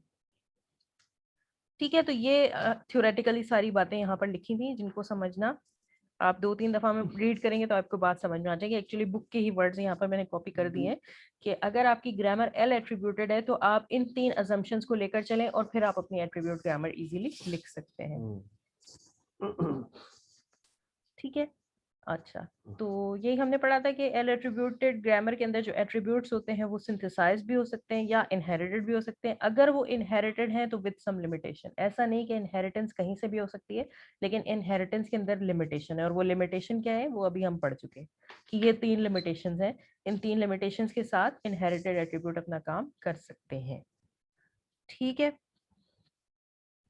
तो ये इसी की डिस्क्रिप्शन यहाँ पर लिखी हुई कि एक्चुअली एफ डॉट वेल, ये जो टी एक इनहेरिटेड है, पेरेंट है, तो ये वैल्यू कहाँ से ले रहा है, ये अपने लेफ्ट साइड वाले सिबलिंग से ले रहा है टी डैश। जहाँ पर जो हमने इसकी एग्जांपल देखी थी यहाँ पर आपको पता चल जाएगा कि ये टी डैश एक्चुअली वैल्यू कहाँ से ले रहा है, ये अपने लेफ्ट साइड वाले सिबलिंग से ले रहा है। ये हमेशा टी डैश का एक लेफ्ट साइड सिबलिंग होगा जो एफ होगा और ये उससे बिल्कुल वैल्यू ले सकता है। तो ये हमारा 2nd नंबर वाली बुलेट है जिसको हम फॉलो कर रहे हैं, बिल्कुल ऐसा हो सकता है। ठीक है, या ये भी हो सकता है कि उसी रूट नोड के ऊपर, ये 2nd नंबर अगर आप प्रोडक्शन देखें तो उसी नोड के ऊपर ही वो वैल्यू अपेंड हो रही हो। तो आप ये देखें इनहेरिटेड एट्रीब्यूट के अंदर ऑलरेडी कोई वैल्यू पड़ी हुई थी और उसी को हम मल्टीप्लाई कर रहे हैं एफ से। तो अगर हम इस वाले रूल की बात करें तो हम कौन सी वाली अजम्पशन फॉलो कर रहे हैं, हम अजम्पशन नंबर 3 फॉलो कर रहे हैं। ठीक है, जहां पर वो कह रहे हैं कि उसी नोड के अंदर आप वैल्यू ले सकते हैं। या फिर अजम्पशन नंबर 1 में हम कह रहे थे कि वो अपने पेरेंट के सिंथेसाइज्ड एट्रीब्यूट से, पेरेंट के इनहेरिटेड एट्रीब्यूट से वो वैल्यू ले सकता है। तो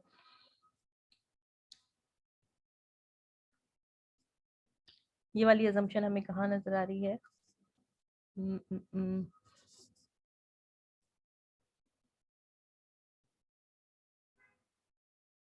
ये वाली अजम्पशन फिलहाल हमने फॉलो नहीं की, लेकिन ऐसा बिल्कुल हो सकता है कि कोई रूट नोड जो है वो अपने पेरेंट से वैल्यू ले रहा हो। ये शायद हमें उसमें मिल जाएगी, इसमें भला जो हमने वो वाली एग्जांपल की थी, ये वाली।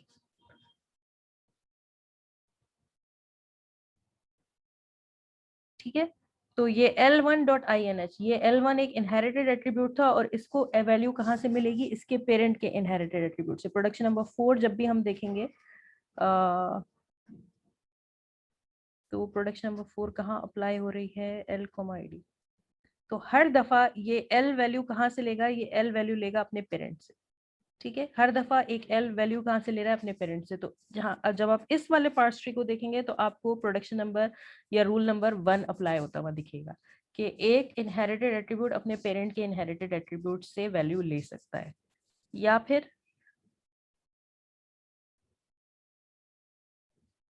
फिर किसी नोड के ऊपर जो है वो वैल्यू ऑलरेडी मौजूद हो सकती है और उस वैल्यू को अपेंड किया जा सकता है। ये रूल नंबर 3 बिल्कुल हो सकता है।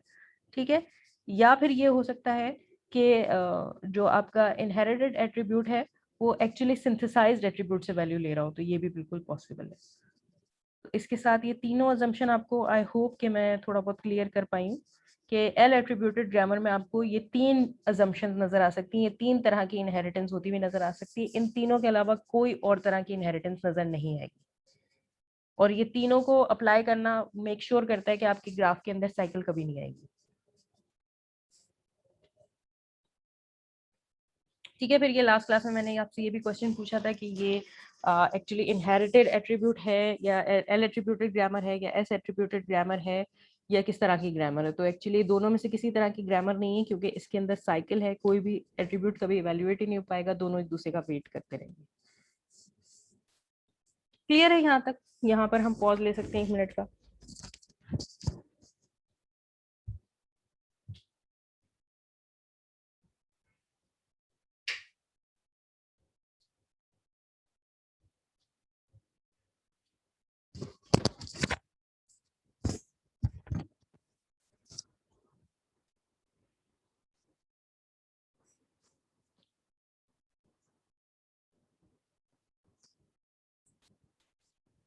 ठीक है, इस चैप्टर के हम तकरीबन एंड तक पहुंचने की कोशिश कर रहे हैं, तो आप लोग अगर मेरे साथ रहेंगे तो हम इसको जल्दी कवर कर पाएंगे। हमारे पास ट्रेवर्सिंग 2 तरह की होती है, टॉप डाउन और बॉटम अप। दोनों के दरमियान आपको डिफरेंस अच्छे से क्लियर है? ठीक है, टॉप डाउन पार्सिंग के अंदर हम रूट नोड से स्टार्ट करते हैं और डेरिवेशन बॉटम की तरफ लेकर आते हैं। हम एक प्रोडक्शन पिक करते हैं और फिर हम इनपुट को उससे मैच करने की कोशिश करते हैं। अगर उससे मैच नहीं हो पाती तो अगली प्रोडक्शन को देखते हैं, अगली प्रोडक्शन को देखते हैं। तो आपको बहुत अच्छे से आती है, हमने बहुत ज्यादा इसकी प्रैक्टिस कर रही है। और हमारे पास बॉटम अप पार्सिंग भी होती है, जहां पर हम पार्सिंग जो है वो लीफ से स्टार्ट करते हैं, इनपुट से स्टार्ट करते हैं और उस इनपुट को हम स्टार्ट सिंबल तक पहुंचाने की कोशिश करते हैं। ठीक है, तो मुझे लगता है कि आपको दोनों पार्सिंग बहुत अच्छे से क्लियर है। अच्छा, इससे रिलेटेड एक और कॉन्सेप्ट है कि हमारे पास जो है वो पार्स ट्री भी डिफरेंट तरह के होते हैं। हमारे पास एब्स्ट्रैक्ट पार्स ट्रीज भी होते हैं और हमारे पास कॉन्क्रीट पार्स ट्रीज भी होते हैं। सबसे पहले एक नॉर्मल पार्स ट्री, अगर एब्स्ट्रैक्ट और कॉन्क्रीट दोनों को भूल जाएं तो एक सिंपल पार्स ट्री क्या होता है? जब से हमने कंपाइलर कंस्ट्रक्शन शुरू की है तब से हम ये पार्स ट्री बनाते आ रहे हैं, और हमने ये थ्योरी ऑफ ऑटोमेटा में ही बनाना सीख लिया था कि ग्रामर को देख के उससे रिलेटेड पार्स ट्री बनता कैसे। तो अगर आपके सामने ग्रामर लिखी है और उस ग्रामर से रिलेटेड एक पार्स ट्री है, कोई एक्सप्रेशन दूं और आपको ग्रामर दूं और आपसे कहूं पार्स ट्री बनाए, तो आप इस तरह का ट्री इजीली बना लेते हैं। इसको हम सिंपल कहते हैं, पार्स ट्री। ये सारा आप बना सकते हैं। लेकिन इस पार्स ट्री की भी टाइप्स होती है हमारे पास। एक पार्स ट्री को हम कहते हैं concrete parse tree. Concrete parse tree कौन सा पार्स ट्री होता है कि जिसकी हर नोड पर उसकी वैल्यू मौजूद होती है। जैसे कि ये आप पार्स ट्री देखें तो ये बिल्कुल पार्स ट्री है, जाहिर है कि पार्स ट्री है, बिल्कुल वैसे ही जैसे कि ये एक पार्स ट्री था। लेकिन इन दोनों में डिफरेंस क्या है? ये भी पार्स ट्री है, उसी एक्सप्रेशन को पार्स कर रहा है, और ये भी पार्स ट्री है, उसी एक्सप्रेशन को पार्स कर रहा है। मगर इन दोनों में फर्क क्या है? इसमें सिमेंटिक Values होते रूल्स हैं। भी साथ में। इसमें सिमेंटिक रूल्स तो साथ में है ही हैं, और पार्स ट्री के अंदर डिफरेंस ये है कि हर नोड पर उसकी वैल्यू लिखी है। ठीक है, यहाँ पर क्या था कि सिर्फ लीफ नोड पे मुझे वैल्यू पता थी कि इस नम की वैल्यू 2 है, इस नम की वैल्यू 3 है, इस नम की वैल्यू 4 है। लेकिन इस एफ की वैल्यू क्या है मुझे नहीं पता, इस टी की वैल्यू क्या है मुझे नहीं पता, इस ई की वैल्यू क्या है मुझे नहीं पता, इस ई की वैल्यू क्या है मुझे नहीं पता। ऑल्दो ये पार्स ट्री है, लेकिन मुझे नहीं पता कि बाकी नोड्स की वैल्यू क्या है। सिर्फ 3 नोड्स की वैल्यू जो कि लीफ पर है मुझे नजर आ रहा है। लेकिन हमारे पास एक कॉन्क्रीट पार्स ट्री होता है, और कॉन्क्रीट पार्स ट्री ऐसा ट्री होता है कि उसके मैं किसी भी नोड पर चली जाऊं, उस नोड पर मुझे वैल्यू पता होती है कि इस नोड की एक्चुअली वैल्यू क्या है। ठीक है, तो इस तरह के पार्स ट्री को हम कहते हैं कॉन्क्रीट पार्स ट्री मैम फिर ये सिंथेसाइज्ड तो भी वही कह हो गया सकते हैं। सेम। बिल्कुल बिल्कुल, सिंथेसाइज्ड पार्स ट्री कह लें, कॉन्क्रीट पार्स ट्री कह लें, वो भी ठीक है। दोनों का आप इंटरचेंजेबली यूज कर सकते हैं। अच्छा, लेकिन इस सिंथेसाइज्ड या कॉन्क्रीट पार्स ट्री के अलावा भी एक ट्री होता है। और उस ट्री को हम क्या कहते हैं, उस ट्री को हम कहते हैं एब्स्ट्रैक्ट पार्स ट्री। अगेन इसको एब्स्ट्रैक्ट पार्स ट्री भी कह सकते हैं, इसको सिंटेक्स ट्री भी कह सकते हैं, दोनों नामों से जाना जाता है। अगर आपको एब्स्ट्रैक्ट पार्स ट्री बोला जा रहा है तो भी आप इसी पर पहुंच सकते हैं, और अगर आप इस पर पहुंचते हैं क्या कहते हैं सिंटेक्स ट्री, तो वो भी यही होता है। सिंटेक्स पार्स ट्री एक ऐसा ट्री होता है कि जिसके अंदर हर सिंबल के ऊपर हमें हर वेरिएबल का नाम लिखने की जरूरत नहीं, सिर्फ और सिर्फ टर्मिनल्स का नाम लिखने की जरूरत होती है। यानी ये सेम ग्रामर हो, उसी ग्रामर को लेकर चलें जो हम शुरू से लेकर चल रहे थे, और यही एक्सप्रेशन हो 2 + 3 × 4, तो इसका ये भी पार्स ट्री बन सकता है। और ये पार्स ट्री किस तरह का है, ये parse tree actually abstract parse tree है, जहां पर हमें वैल्यूज पता चल रही है, सिर्फ और सिर्फ हर टर्मिनल कौन से स्टेज पर हमें कौन सा टर्मिनल होगा और वो टर्मिनल किस स्टेज पर इवेल्युएट होगा, वो हमें पता चल सकता है कि भाई सबसे पहले 2, 3 और 4 इवेल्युएट होंगे, 2, 3 और 4 इवेल्युएट होने के बाद मल्टीप्लाई इवेल्युएट होगा, और मल्टीप्लाई इवेल्युएट होने के बाद प्लस इवेल्युएट होगा। तो आपके पास अगर कोई ग्रामर लिखी हो स्पेसिफिकली, अगर उसके अंदर अर्थमेटिक ऑपरेटर्स मौजूद हो या कोई भी ऑपरेटर्स मौजूद हो, तो आप उसका एब्स्ट्रैक्ट पार्स ट्री या सिंटेक्स ट्री भी कैलकुलेट कर सकते हैं। कर सकते हैं? अगर मैं आपको कोई लंबी सी स्टेटमेंट दूं और एक ग्रामर दूं, और मैं आपसे कहूं कि मुझे उसका पार्स ट्री बना कर दें, तो आप मुझे पार्स ट्री बना देंगे, ये तो मुझे पक्का यकीन है। अगर मैं कहूं उसका कॉन्क्रीट पार्स ट्री बनाए, ये भी मैंने आपको फर्स्ट मिनट में क्वेश्चन दिया था, और आप में से मैक्सिमम स्टूडेंट्स ने उसका synthesized parse tree, concrete parse tree भी बना लिया था जब हम इनफिक्स को पोस्टफिक्स में कन्वर्ट कर रहे थे। तो अब तो जरूर ही आप बना लेंगे, हम बहुत सारी प्रैक्टिस कर चुके हैं कि आपको अगर मैं ग्रामर दूं और उसके साथ सिमेंटिक रूल्स दूं, तो आप उसका कॉन्क्रीट पार्स ट्री भी बना लेंगे, हर नोड पर उसकी वैल्यू को एवेलुएट कर पाएंगे। लेकिन अगर अब मैं आपसे कहूं कि मुझे उसी ग्रामर का एब्स्ट्रैक्ट पार्स ट्री बना कर दें या सिंटेक्स ट्री बना कर दें, तो वो सिंटेक्स भी आप एवेलुएट कर लेंगे, इस तरह का पार्स ट्री बना लेंगे। ठीक है, तो ये सिंटेक्स ट्री ऐसा होता है कि उसके अंदर बस आप सिर्फ और सिर्फ टर्मिनल्स को मेंशन करते हैं, और टर्मिनल्स के अलावा बीच में जो नॉन टर्मिनल्स, ये देखें इसमें और इसमें फर्क क्या है। इसमें ये ई टी एफ बीच में आ रहे थे, अगर मैं इन ई टी एफ ये सारे सिंबल्स रिमूव कर दूं और सिर्फ टर्मिनल्स को मेंशन करूं, तो एक्चुअली वो क्या बन जाएगा, वो बन जाएगा मेरे पास एक सिंटेक्स ट्री या एब्स्ट्रैक्ट ट्री। ठीक है, और इसको अगर आपको बनाने में अभी भी थोड़ा डाउट है कि आप कैसे बनाएंगे, तो हम ये एग्जांपल कर चुके हैं। ये एक हमने कंस्ट्रक्शन ऑफ सिंटेक्स ट्री की एग्जांपल देखी थी कि हमारे पास सिंपल ग्रामर प्रोडक्शंस है, और हर ग्रामर प्रोडक्शंस के साथ हमने एक प्रोग्रामिंग इंस्ट्रक्शन एसोसिएट की। ये प्रोग्रामिंग इंस्ट्रक्शन हमें मदद क्या कर रही है, सिंटेक्स ट्री बनाने में मदद कर रही है। ठीक है, आप कुछ भी ना करें, ये ग्रामर अपने पास रखें और ये आपसे इसकी सिमेंटिक रूल्स याद रखें, तो आपको पता चलेगा कि एक्चुअली एक सिंटेक्स ट्री बनता कैसे है। तो यहाँ पर सिर्फ 4 प्रोडक्शन, एक्चुअली ग्रामर के अंदर 6 प्रोडक्शन हैं, लेकिन इन 6 में से सिर्फ ऐसे 4 प्रोडक्शन हैं कि जिनके अंदर नया नोड क्रिएट हो रहा है। ये पहली, दूसरी, पांचवी और छठी, जबकि 3 और 4 प्रोडक्शन जब भी आएंगी तो एक नया नोड कभी भी क्रिएट नहीं होगा, एक नोड की वैल्यू दूसरे नोड को असाइन हो रही है। तो पहले, दूसरे और लास्ट 2 के अंदर ये वैल्यूज जो है वो असाइन हो रही हैं। तो ये किस तरह से क्रिएट होगा ये आपको याद होगा, हमने ये भी लास्ट क्लासेस में एग्जांपल देखी है। तो ये इसका डिस्क्रिप्शन लिखा हुआ है, लेकिन डिस्क्रिप्शन के बजाय अगर मैं आपको याद दिलाऊं कि हमने बनाया कैसे था, तो इसकी एक सॉल्यूशन भी यहाँ पर बना हुआ है। लेट सपोज हमारे पास एग्जांपल ये है a-4 + c। अगर मुझे इसको इवेल्युएट करना है a-4 + c, तो सबसे पहले तो जाहिर है कि मुझे पार्स ट्री बनाना पड़ेगा। ठीक है, इस एक्सप्रेशन को मैं इवेल्युएट करूंगी पार्स ट्री के थ्रू। ये किया था, याद है या दोबारा बनाने की जरूरत है? रिपीट कर देना। रिपीट कर मैम एक दफा बनाए। ठीक है, चलो इधर आ जाते हैं। इसको करती हूँ मैं कॉपी।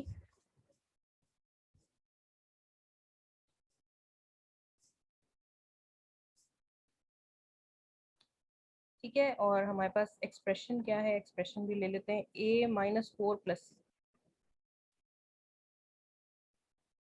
c। a-4 + c।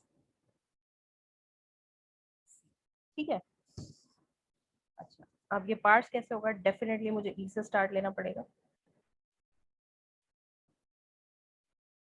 ठीक है, ई प्रोड्यूस करेगा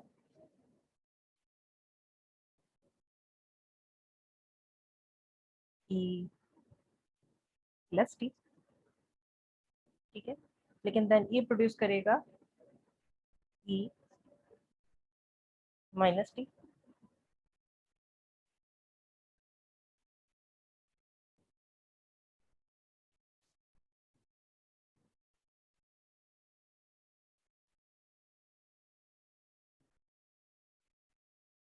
ठीक है, और ये ई प्रोड्यूस करेगा। ठीक है, अच्छा अब इन सारी टीज की हमें वैल्यू देनी है। टी को हर दफा वैल्यू मिलेगी आई टी, तो इस बार टी को वैल्यू मिलेगी ए, या आई डी बोल देते हैं इसको। चलिए, जब ए लिखा है तो एक कौन सी वाली प्रोडक्शन है? एक्चुअली प्रोडक्शन नंबर 5 है, और इस वक्त टी प्रोड्यूस कर रहा है आई डी। जबकि जब 4 आ रहा है तो इसका मतलब प्रोडक्शन नंबर 6 है, और टी क्या प्रोड्यूस कर रहा है? टी प्रोड्यूस कर रहा है नम, जो कि कांस्टेंट। ठीक है, और ये फिर सी है। सी का मतलब है कि कौन सी प्रोडक्शन है? प्रोडक्शन नंबर 6, और ये है आई। तो ये क्या है? ये है parse tree, simple parse tree. Ma'am right to left evaluation करेंगे। राइट टू लेफ्ट से क्या मतलब है बेटा? इवैल्यूएशन तो किसी भी और बोले। मैडम आपने पहले मतलब नेगेटिव की साइन एवेलेट होगी, पहले माइनस परफॉर्म होगा, फिर उसमें एडिशन होगी, तो ये पूछ रहा हूँ। इस वक्त ऐसा ही है, क्योंकि जो ग्रामर जिस तरह से लिखी है ना बेटा, इस ग्रामर के अंदर दोनों की जो प्रायोरिटी है वो सेम है। अगर आपको ये डिफरेंस रखना है कि आपको पहले हमेशा प्लस इवेल्युएट करवाना है और देन माइनस, तो फिर आपको इन दोनों के लिए अलग सिंबल लेना चाहिए। हम किसी और टॉपिक की तरफ जा रहे हैं, लेकिन क्योंकि एक ही ई प्रोडक्शन है और वही ई सिंबल ही प्लस को भी इवेल्युएट कर रहा है, वही ई माइनस को भी इवेल्युएट कर रहा है, इसका मतलब इन दोनों की प्रेसिडेंस इक्वल है। जो भी पहले आएगा राइट एसोसिएटिव हो जाएगा, जो भी पहले आ जाएगा वो पहले इवेल्युएट हो जाएगा। सही है ना? तो अगर आप ये कह रहे हैं कि प्लस को पहले इवेल्युएट होना चाहिए और माइनस को बाद में, तो फिर ग्रामर को दूसरी तरह लिखें। ग्रामर के अंदर एक वेरिएबल और एसोसिएट करें और पहले जो है वो माइनस इवेल्युएट करवाएं, देन प्लस। ठीक है।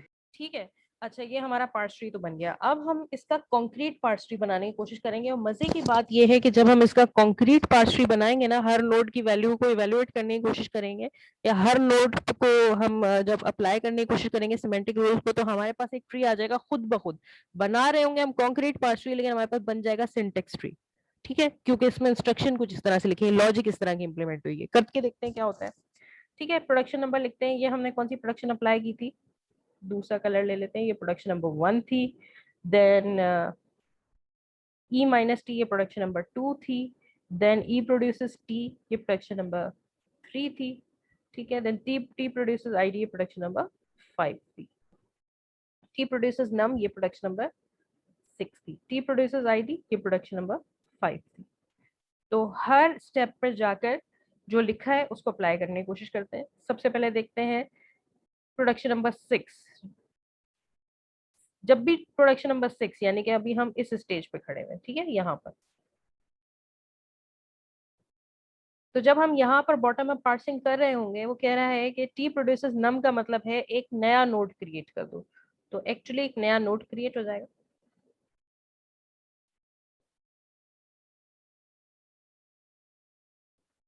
एक्चुअली एक नया नोड क्रिएट हो जाएगा। ठीक है, और उस नोड के अंदर क्या होंगे? उस नोड के अंदर 2 पार्ट्स होंगे।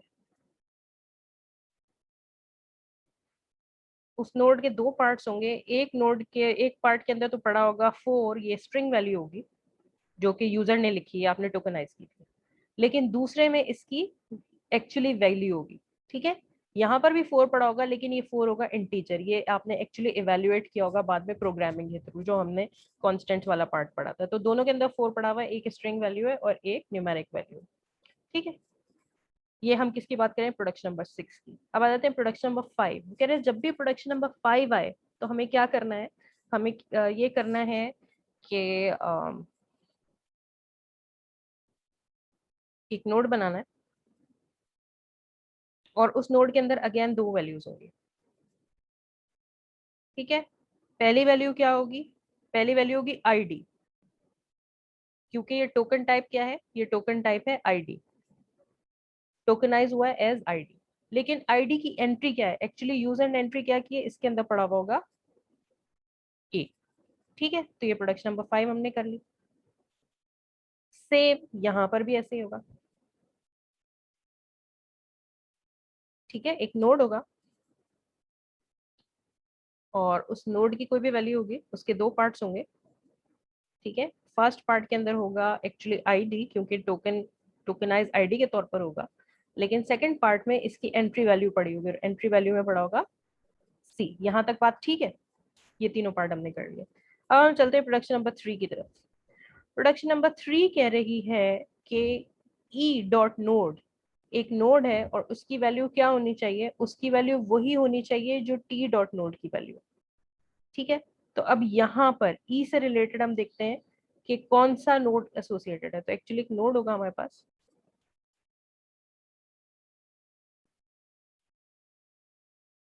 ठीक है, लेकिन उसकी वैल्यू क्या होगी, उसकी वैल्यू वही होगी जो टी डॉट नोड की होगी।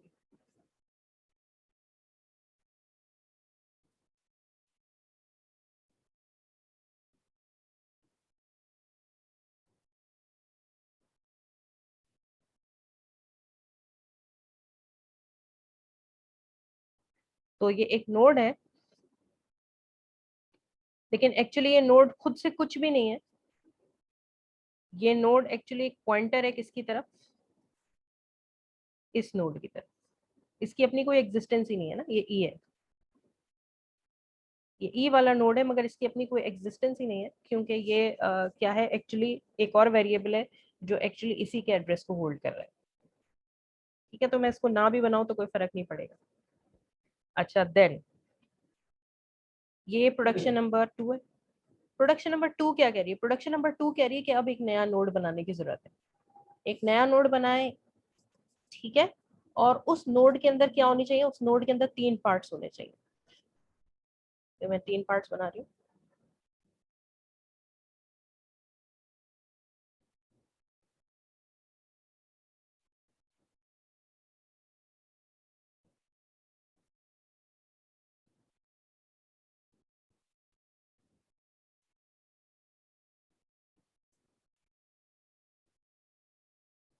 ठीक है, इसके 3 पार्ट्स होने चाहिए। पहला पार्ट, ये दूसरा पार्ट और ये तीसरा पार्ट। ठीक है, पहले पार्ट के अंदर क्या पड़ा होना चाहिए, पहले पार्ट के अंदर एक स्ट्रिंग वैल्यू है और वो वैल्यू है माइनस, ये मैंने रख दिया। दूसरे नोड के अंदर ई डॉट नोड होना चाहिए। क्या मेरे पास कोई ई डॉट नोड मौजूद है, मैं यहाँ पर खड़ी हूँ, तो मेरे पास कौन सा ई डॉट नोड पड़ा होगा, ये वाला। ठीक है, एक्चुअली वो क्या है, वो कुछ भी नहीं है, वो पॉइंटर टू दिस ई। ठीक है, तो एक्चुअली यहाँ पर एक पॉइंटर पड़ा होगा जो एक्चुअली पॉइंट कर रहा होगा इस नोड पर, लेकिन जब हम यहाँ आएंगे तो यहाँ पर भी पॉइंटर होगा, तो ये अल्टीमेटली इसको पॉइंट कर रहा है। ठीक है, तो ये मैंने इसको इवेल्युएट कर लिया। फिर वो कह रहा है टी डॉट नोड, एक टी डॉट नोड है, उसको भी इवेल्युएट करें। अब ये वाला जो टी मिलेगा मुझे, ये कौन सा मिलेगा, ये वो नम वाला। तो इसके पास भी बेसिकली एक पॉइंटर होगा, लेकिन वो पॉइंटर पॉइंट किसको कर रहा होगा, वो पॉइंटर किसको पॉइंट कर रहा होगा। ठीक है, मैंने इसको इवेल्युएट किया। और सबसे आखिर में हम आते हैं प्रोडक्शन नंबर 1 की तरफ। प्रोडक्शन नंबर 1 भी कह रही है कि एक नया नोड क्रिएट करो। ठीक है, ये मैं एक नया नोड क्रिएट करती हूँ और इस नोड के भी जाहिर है कि 3 पार्ट्स होंगे।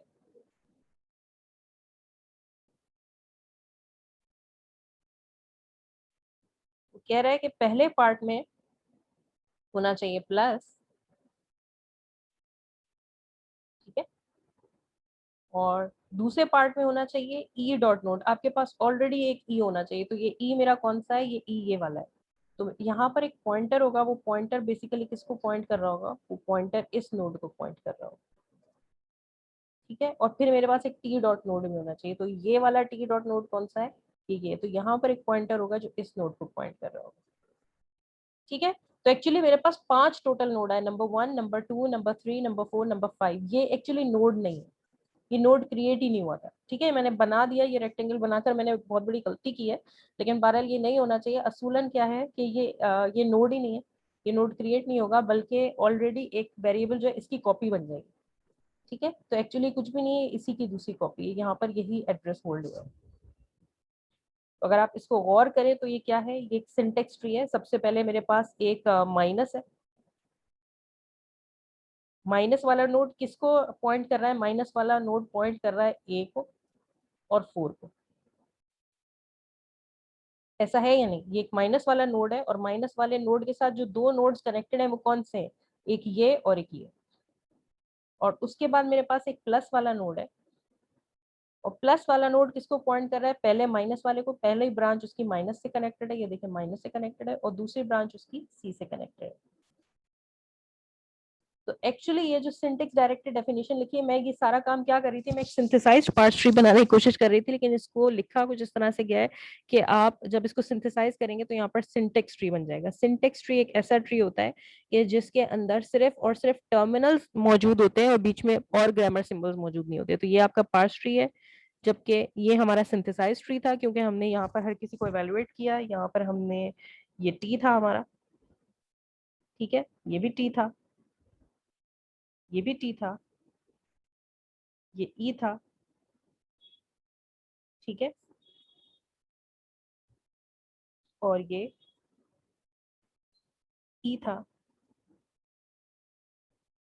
और ये टी था, ठीक है। तो एक्चुअली ये सिंथेसाइज्ड पार्स ट्री है, ये पार्स ट्री है, जबकि ये एब्स्ट्रैक्ट ट्री है। तो इस सिंथेसाइज्ड ट्री को अगर मैं गौर से देखूं और इसको मैं सही तरह से इवैल्यूएट करूं तो ये सिंटेक्स ट्री बन गया हमारा, ठीक है। तो हमारे पास पार्स ट्री की बेसिकली 3 टाइप्स हैं। जरा मैं दोबारा रिवाइज कर दूं जो अभी तक अपने बात समझी है, वो ये है कि हमारे पास पार्स ट्री होता है, एक कॉन्क्रीट पार्स ट्री होता है। कॉन्क्रीट पार्स ट्री ऐसा पार्स ट्री होता है कि जिसके हर नोड पर उसकी वैल्यू मौजूद होती है। और फिर हमारे पास एक एब्स्ट्रैक्ट ट्री होता है, एब्स्ट्रैक्ट ट्री को सिंटेक्स ट्री भी कहते हैं। एक्चुअली ये हमारे चैप्टर नंबर 6 का भी कॉन्सेप्ट है। एब्स्ट्रैक्ट ट्री बनाते हैं हम इंटरमीडिएट कोड रिप्रेजेंटेशन के लिए। इंटरमीडिएट रिप्रेजेंटेशन ऐसी रिप्रेजेंटेशन चाहिए होती है हमें प्रोग्राम की कि जिसको हम किसी भी लैंग्वेज में ट्रांसलेट कर सकें। अगर यूजर ने सी में लिखा है तो हमको उसको असेंबली में ट्रांसलेट कर सकें, जावा में ट्रांसलेट कर सकें, किसी भी दूसरे प्रोग्रामिंग कंस्ट्रक्ट में ट्रांसलेट कर सकें। तो ये एब्स्ट्रैक्ट ट्री हमें इसमें मदद करता है। इंटरमीडिएट रिप्रेजेंटेशन का एक तरीका है, या तो आप 3 एड्रेस कोड लिखें, आपकी मर्जी, या 3 एड्रेस कोड नहीं लिखना चाह रहे तो आप एब्स्ट्रैक्ट पार्स ट्री भी बना सकते हैं। एब्स्ट्रैक्ट पार्स ट्री भी इसी तरह की चीज होती है कि आप उसको किसी भी लैंग्वेज में कन्वर्ट कर सकते हैं। तो यहाँ पर देखें कि ये एक ऐसी रिप्रेजेंटेशन है जिस रिप्रेजेंटेशन का ताल्लुक किसी प्रोग्रामिंग लैंग्वेज से नहीं है। अगर ये बात मैं आपसे कहूँ असेंबली में लिख दें, आप असेंबली में लिख देंगे। अगर ये बात मैं आपसे कहूँ बेसिक में लिख दें तो आप बेसिक में लिख देंगे। अगर मैं आपसे कहूँ जावा में लिख दें तो आप जावा में लिख देंगे। अगर मैं आपसे कहूँ पाइथन में लिख दें तो आप पाइथन में लिख देंगे, ठीक है। तो ये एक इंटरमीडिएट रिप्रेजेंटेशन है। ये काम होता है बेसिकली एब्स्ट्रैक्ट ट्रीज का, ठीक है। तो ये हम सारी चीज पढ़ चुके हैं। ये एक्चुअली बुक के अंदर भी, अगर आपको मेरे समझाने से कम समझ में आया है तो ये बुक के अंदर भी ये सब इवेल्युएट हुआ है। आप इसको अच्छे से पढ़ सकते हैं कि कैसे इवेल्युएट हुआ है। एक एक्सप्रेशन है और उसको हम किस तरह अप्लाई कर रहे हैं और किस तरह से ये एक सिंटेक्स ट्री में कन्वर्ट हो रहा है, ठीक है। तो अब हम कंक्लूड करते हैं अपने चैप्टर को कि एक्चुअली हम पढ़ रहे थे सिंटेक्स डायरेक्टेड डेफिनेशन, और हमें पता है कि हमारे पास 2 तरह की सिंटेक्स डायरेक्टेड डेफिनेशन होती है, एस एट्रीब्यूटेड भी होती है, एल एट्रीब्यूटेड भी होती है। S attributed syntax directed translation suitable होती है फॉर बॉटम अप पार्सिंग, जबकि एल एट्रीब्यूटेड ट्रांसलेशन हमारे लिए जो है वो एसोसिएटेड होती है फॉर टॉप डाउन पार्सिंग, ठीक है। दोनों तरह की पार्सिंग में हम ये एस एट्रीब्यूटेड या एल एट्रीब्यूटेड जो है वो सिंटेक्स डायरेक्टेड डेफिनेशन का इस्तेमाल कर सकते हैं।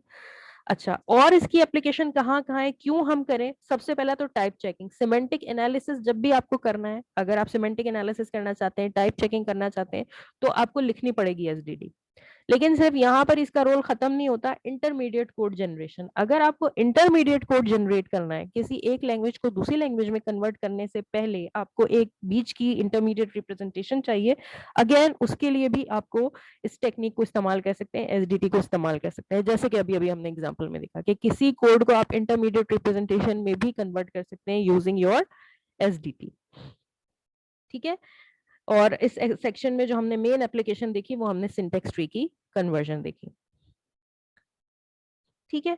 अच्छा, आखिरी 2 स्लाइड्स यहाँ पर हम ये पढ़ेंगे कि सिमेंटिक रूल्स जब हम लिखते हैं किसी भी ग्रामर के, जब आप अपनी ग्रामर के लिखेंगे, जब आप अपनी असाइनमेंट सबमिट कराएंगे तो आप भी सिंटेक्स डायरेक्टेड डेफिनेशन लिख रहे होंगे, तो उसके कुछ साइड इफेक्ट्स होते हैं। जैसे कोई गोली खाते हैं इलाज के लिए, जाहिर है अभी कोरोना वायरस की वैक्सीनेशन लोग करवा रहे हैं तो अपने इलाज के लिए करवा रहे हैं, लेकिन जब आप कोई दवाई लेते हैं तो उसके कुछ साइड इफेक्ट्स भी होते हैं। तो उन साइड इफेक्ट्स के बारे में आप 2 काम कर सकते हैं। तो अब यहाँ पर अगर हमारे पास सिमेंटिक रूल्स अप्लाई करने के, एसडीटी अप्लाई करने के कुछ साइड इफेक्ट्स है, तो 2 तरह के साइड इफेक्ट्स हो सकते हैं। ज़ाहिर प्रोग्रामिंग इंस्ट्रक्शन है तो पीछे रन टाइम पे प्रोग्राम जो है वो रन होगा, एक तो प्रोग्रामर ने प्रोग्राम लिखा है अपने हिसाब से रन करने के लिए, लेकिन कंपाइलर उसको खुद रन करके देखेगा और खुद अपने हिसाब से रन कर रहा होगा। तो या तो कंपाइलर को हम करने दे रन, या हम कंपाइलर को रोक सकते हैं। ठीक है, या तो अगर हम प्रोग्रामर हैं तो हमारे पास दो ऑप्शन है कि या तो कंपाइलर को करने दे जो वो कर रहा है, वो सिमेंटिक एनालिसिस को परफॉर्म करने दे, जैसे कि नंबर 1। ठीक है, जो हमने डेस्क कैलकुलेटर वाली एग्जांपल देखी थी, डेस्क कैलकुलेटर वाली एग्जांपल के अंदर कंपाइलर क्या कर रहा था कि आपकी जो लिखी ग्रामर थी उस ग्रामर के हिसाब से पहले से उसको रन करके देख रहा था कि एक्चुअली वैल्यूज इवैल्यूएट हो भी रही है या नहीं हो रही है, और खुद से वैल्यू निकाल रहा था। आपने अभी कहा भी नहीं था, आप तो जब रन करते प्रोग्राम तो आप इवैल्यूएट करने को कहते, मगर कंपाइलर ऑलरेडी पहले ही इवैल्यूएट करके बैठा हुआ है आपके करने से पहले। तो अगर कैलकुलेटर के केस में ये बात बिल्कुल ठीक है, हम उसको करने देते हैं, बल्कि हम कहते हैं कि भाई यही प्रिंट करा दो। जो कंपाइलर ने अपने सिमेंटिक रूल्स लिखे हैं वो ई को इवेल्युएट करके छोड़ रहा था और फिर प्रोग्राम को रन होना था, तो हम वहीं पर प्रिंट लगा देते हैं। हम कहते हैं ठीक है, वैल्यू प्रिंट भी होती जाए। तो एक्चुअली इसको हम एक्नॉलेज करें, आपके पास जब आप सिमेंटिक रूल लिख रहे होते हैं तो आपके पास पहला तरीका ये कि जब कंपाइलर उसकी जो सिमेंटिक एनालिसिस कर रहा हो तो आप उसको एक्नॉलेज कर दें। तो अगर मैं उसको प्रिंट कर रही हूँ तो ये एक्नॉलेजमेंट की निशानी है कि हाँ ठीक है, कंपाइलर जो भी इसको सिमेंटिक एनालिसिस कर रहा है वो साथ साथ प्रिंट करता जाए, क्योंकि ये वही आउटपुट है जो मुझे भी चाहिए। कंपाइलर का अगर वो कैलकुलेटर का सिमेंटिक एनालिसिस करेगा तो सिमेंटिक एनालिसिस करते हुए जब इवैल्यूएट करेगा तो अल्टीमेटली यूजर को भी तो वही आउटपुट चाहिए जो कंपाइलर खुद निकाल के दिख रहा है। तो पहला ऑप्शन आपके पास ये होता है कि उसको वही काम करने दे जो वो कर रहा है। ठीक है, या फिर कभी कभार हो सकता है कि कंपाइलर वो काम कर रहा है जो आप खुद से नहीं करवाना चाहते थे, प्रोग्रामर का ऑब्जेक्टिव वो काम नहीं था लेकिन कंपाइलर खुद से वो करके दिख रहा है। तो उस केस में क्या हो सकता है कि आप प्रोग्रामर को रोक सकते हैं। ठीक है, क्योंकि ये कुछ प्रोग्रामिंग इंस्ट्रक्शंस ऐसी होंगी जिनको अभी हमने देखा था कि आईडी के केस में कि अगर एक इंस्ट्रक्शन प्रोग्रामर ने लिखी है float ID comma ID comma ID, तो वो भी प्रोग्रामर पहले से कंपाइलर पहले से रन करके देखेगा, लेकिन कंपाइलर अपने हिसाब से रन करेगा। तो आप क्या कर सकते हैं, आप उसको कंस्ट्रेंट कर सकते हैं। आप कहते हैं कि नहीं बस ठीक है तुम करके देखो अपने हिसाब से, लेकिन जब प्रोग्राम रन होगा तो हम उसको अपने हिसाब से खुद इवेल्युएट करेंगे।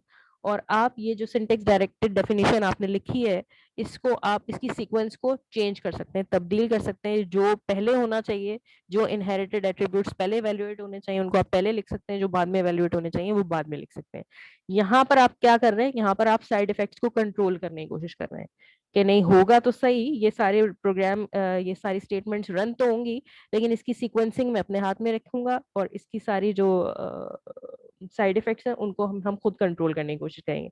जबकि फर्स्ट एग्जाम्पल में हमने कुछ नहीं किया था, हमने उसको छोड़ दिया था और हमने कहा कि ठीक है जो रन हो रहा है, जो कंपाइलर रन करके दिख रहा है वही हमारा ऑब्जेक्टिव भी है बेसिकली। ठीक है, तो यहाँ पर हमने क्या किया कि इसके अंदर एक्चुअली एक तो वो सीक्वेंस है जिस सीक्वेंस में इस स्टेटमेंट्स को लिखा गया है, लेकिन फिर हमने इवेल्युएट किया कि इसकी ओरिजिनल सीक्वेंसिंग क्या होनी चाहिए। और अब हम इन प्रोग्रामिंग इंस्ट्रक्शंस को लिखेंगे जरूर, लेकिन उस सीक्वेंस में जो सीक्वेंस हमें यहाँ पर नजर आ रहा है कि पहले id1.entry की वैल्यू निकालेंगे, फिर id2.entry की वैल्यू निकालेंगे, फिर id.3.entry की वैल्यू निकालेंगे और फिर एंड सो ऑन। तो ये हमारे पास सीक्वेंसिंग ये इवेल्युएशन की होनी चाहिए। तो इसके साथ हमारा ये चैप्टर जो है वो कंप्लीट होता है, semantic analysis syntax directed definition. और यहाँ तक अगर आपको कोई कंफ्यूजन हो तो पूछ भी सकते हैं। और दूसरी बात ये कि अगर आपके पास कंफ्यूजन है तो आप सबसे अच्छा इलाज आपके पास ये है कि आप बुक से इन सारी चीज़ों को जरूर पढ़ें, क्योंकि मैंने अपनी तरफ से एक लफ्ज़ भी नहीं पढ़ा है, बल्कि सिर्फ और सिर्फ वही बातें कही हैं जो बुक में लिखी हैं। तो अगर मैं नहीं पढ़ा पाई हूँ तो बुक के अंदर सब कुछ लिखा हुआ है, बुक आपको ज़्यादा अच्छे तरीके से समझा देगी। फिर भी कोई क्वेश्चन हो तो आप पूछ सकते हैं।